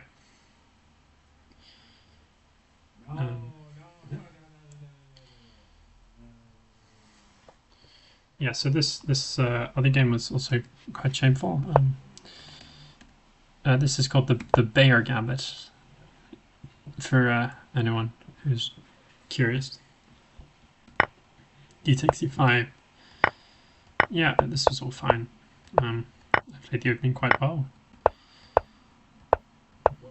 Bishop e7 was the best move, so kudos to my opponent. That was not the most obvious, I think. Having already put the bishop on c5. Yeah, I mean, this was all good. Bishop g5, this was good. Okay, now bishop g6. It's not quite so obvious. Bishop d5. Ah, yeah, sorry, there's rook e8. Okay, I thought. And queen d5. Queen d5 would take it and then take on e8. Okay. So bishop g6 completely winning. Whereas knight f6 is just completely winning. But yeah, that would have been game over. So I allowed this bishop h3 tactic, which I just hadn't seen at all. Rook e3 would have been a much better way to start, quite clearly. And then queen c2 or queen e2 even, and rook a2 e1. Yeah, so now, and he finds a good sequence here with knight d4 and going into this endgame. I think queen b2 would have actually given him some chances to be better, but this is also a draw. But yeah, he doesn't play rook d2 though. and after rook e7 I'm doing quite well. However, I shouldn't have played b4. Basically, this made it easier for him to exchange off pawns. Whereas if I'd started just by moving the king, and he's sort of stuck. For example, king g2, if he tries a similar plan, then yeah, I just stay very still, and with b5 and c5, and I can reinforce this. If he plays b4, then I would have thought actually rook a7 was quite good here. Ah, but he plays rook c8. Huh. So he plays c6 first. And okay, this situation is also quite good. So presumably what I got in the game is also winning eventually, yeah. Sadly he made it a bit easier for me by doing this, but yeah, he could have put up more resistance by playing king g6 and king f6. But ultimately it should be a win for white, so I can try and get my king over here. It's not the best game, but a good result.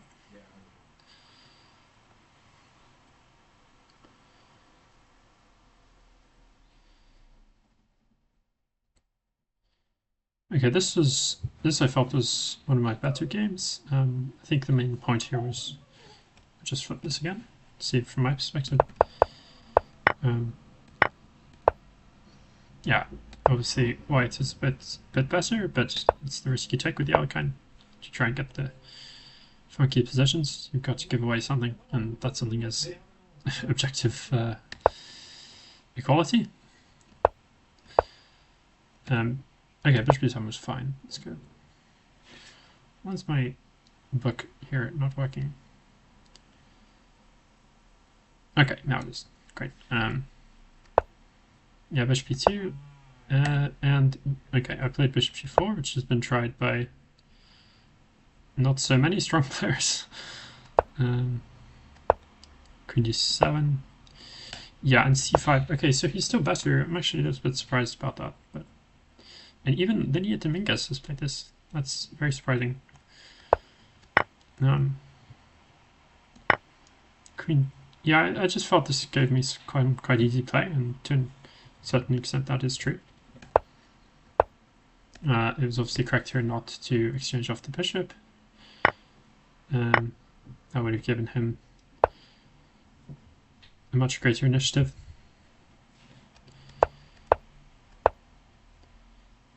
Yeah, and okay, he actually should not have played this so passively, because he had to realize that taking on f3 was still not really a threat, so there was no real threat to the d-pawn for the moment.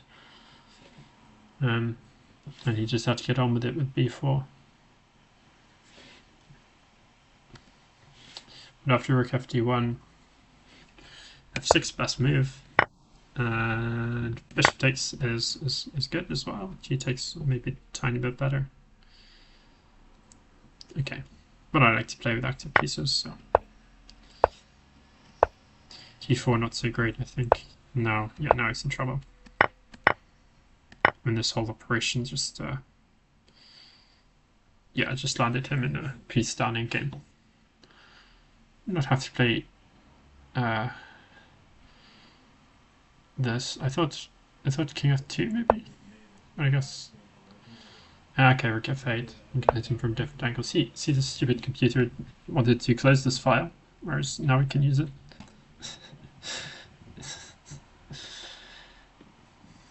In a line like this.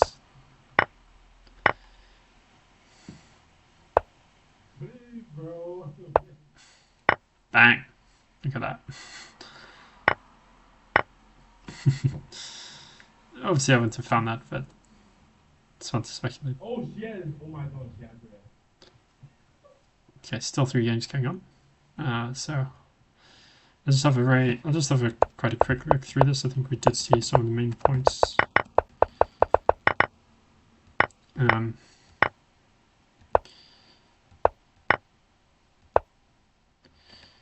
Yeah, so actually black has to find queen d4 here to be better. which I suppose makes some sense, but it does look like it's yeah, it does look like it's allowing bishop b3. If you can just take on b2, I think it's a difficult sort of plan to bring to mind, just to allow bishop b3 and take on b2. It doesn't feel like the b2 pawn is the most important part of the position, but the queen on b2 is actually quite annoying with this this rook here. So something like this, and rook d1. Interesting, unclear position. Black has an extra pawn, but knight g6 will eventually come, you would presume. Bishop d4 as well.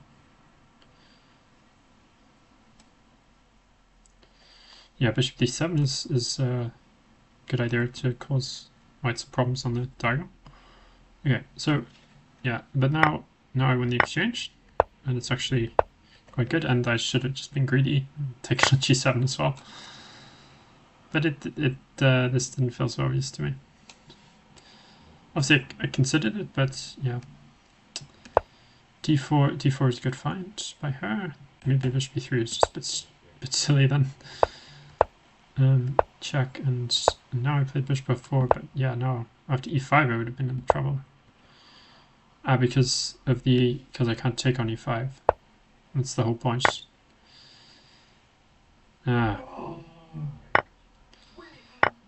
of queen b5 check. Okay. But unfortunately she did it the other way around, and now okay. What is the correct evaluation then? Because it says it's equal after king d1. But then it says it's lost after d3.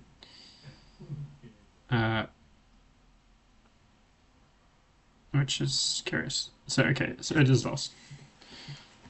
So d3, but okay, instead queen d5 was played. Now this gave me an opportunity to get back in the game with c6 or queen h3, so I played. And now bishop d2, quite an important detail. Bishop c5, again I could have taken this and returned the exchange. Which I did. For some reason I couldn't remember what I actually played. Okay, so queen e6 and h4, that was right. Now, oh, I had knight f8 here, wow, I didn't even consider that. Somehow. It's annoying. But this was also a good idea. And yeah, so I have actually a few good moves here, but yeah, I've managed to find one of them, which was king h2. And yeah, like this is sort of a big threat, so you can sort of understand why she didn't want to go into the endgame after knight c4, but yeah, this was definitely the best option, trying to make use of this passed d pawn.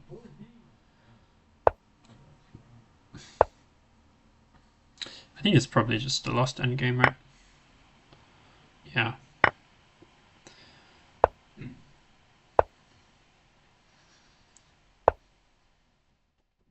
Yeah, so you don't really go for this, I think. But yeah, queen a4 just gave me the opportunity to start sudden counterattack, and yeah, and I correctly saw that this was not a long-lasting threat. I think the conversion was a little bit torturous, but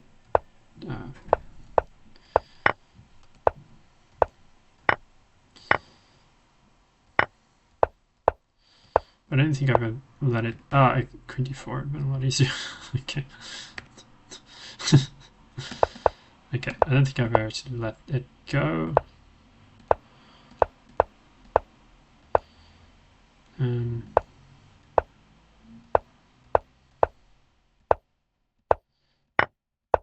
Yeah, and now finally we do get to change queens eventually, which obviously is completely winning. Okay, so let's go back. There's one game left. It's for the second and third place spots.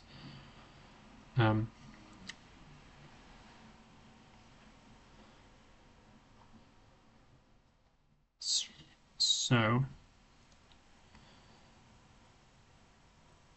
yeah, let's maybe have a quick look at this game.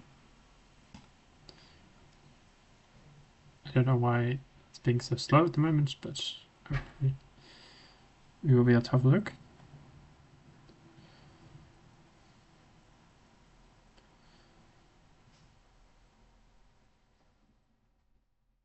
There we go. Great. Okay, so this looks quite good for black with the extra couple of pawns and strong bishop on e4.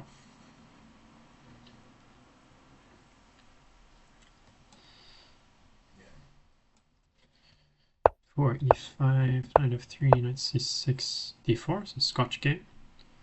We are in Scotland. E takes d4, bishop c4, Scotch gambit. Knight f6, e5. Yeah, this is very mainline.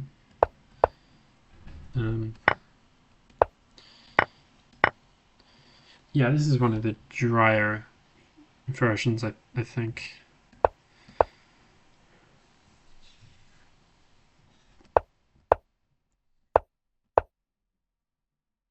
Don't really know so much about this opening, so I was hoping something intelligent would come to mind, but not on this occasion. Yeah, like, okay, we have this interesting structural imbalance where white has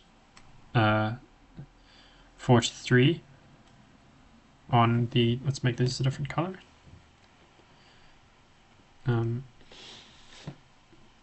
43 on the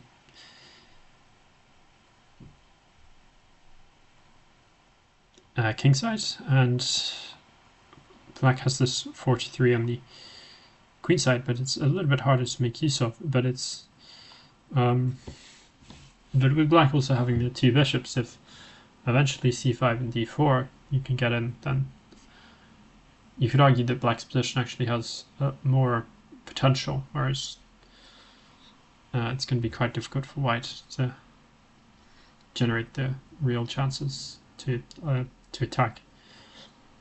Also, you see this knight on c3 is quite badly restricted by this specific structure. It's all of its squares are being controlled by these two pawns, so it's quite difficult to bring it into the game meaningfully. Also, there are not so many pawn breaks, as it were. So it's like, okay, there are breaks like f5 and f6. That's not, but that tends to signify that if white's able to do that, then it should be doing quite well. But yeah, so it's all about sort of the pieces and whether you can use them to support your pawn majority to go forward. Also, let's take into account that it's not so easy for white to advance this pawn majority because it's because his own king could become weak in the long run. Although you certainly can consider g4 as a part of your plan. So yeah, so 96, but black tries to exchange off this the best placed knight on d4. So f5. But yeah, now white gets kicked around a little bit. Especially has to go all the way back to f2, which is not so appealing. e6 played, wow. I don't know what was wrong with cd.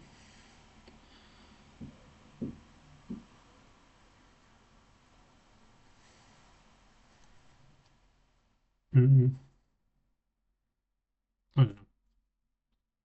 Maybe that was missed. I don't know. Doesn't look like there's anything wrong with that to me, but okay. Fe6, bishop e5, d4, knight e4. So it is quite a controversial decision because it reawakens this knight. Maybe a more conservative option would have been c6, just to reinforce this pawn.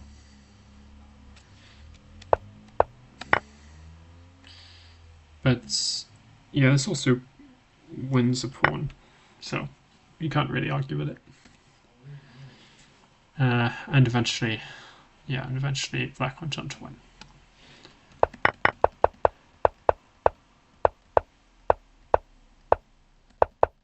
So yeah, let's just have a look at this conversion. d3.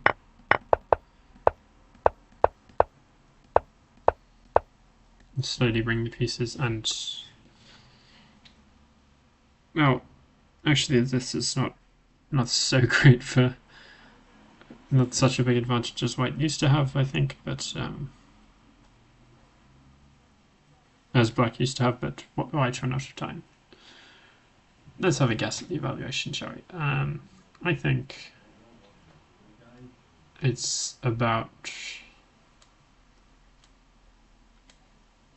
oh, although, okay, white's king is quite unsafe. -2.5.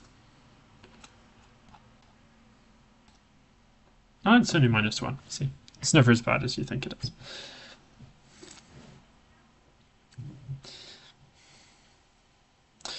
Okay, so yeah, I won the tournament, which is lovely.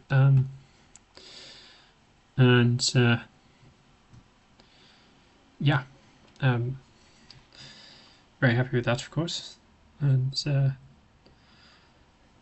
let's hope to continue the winning streak next week. Goodbye for now.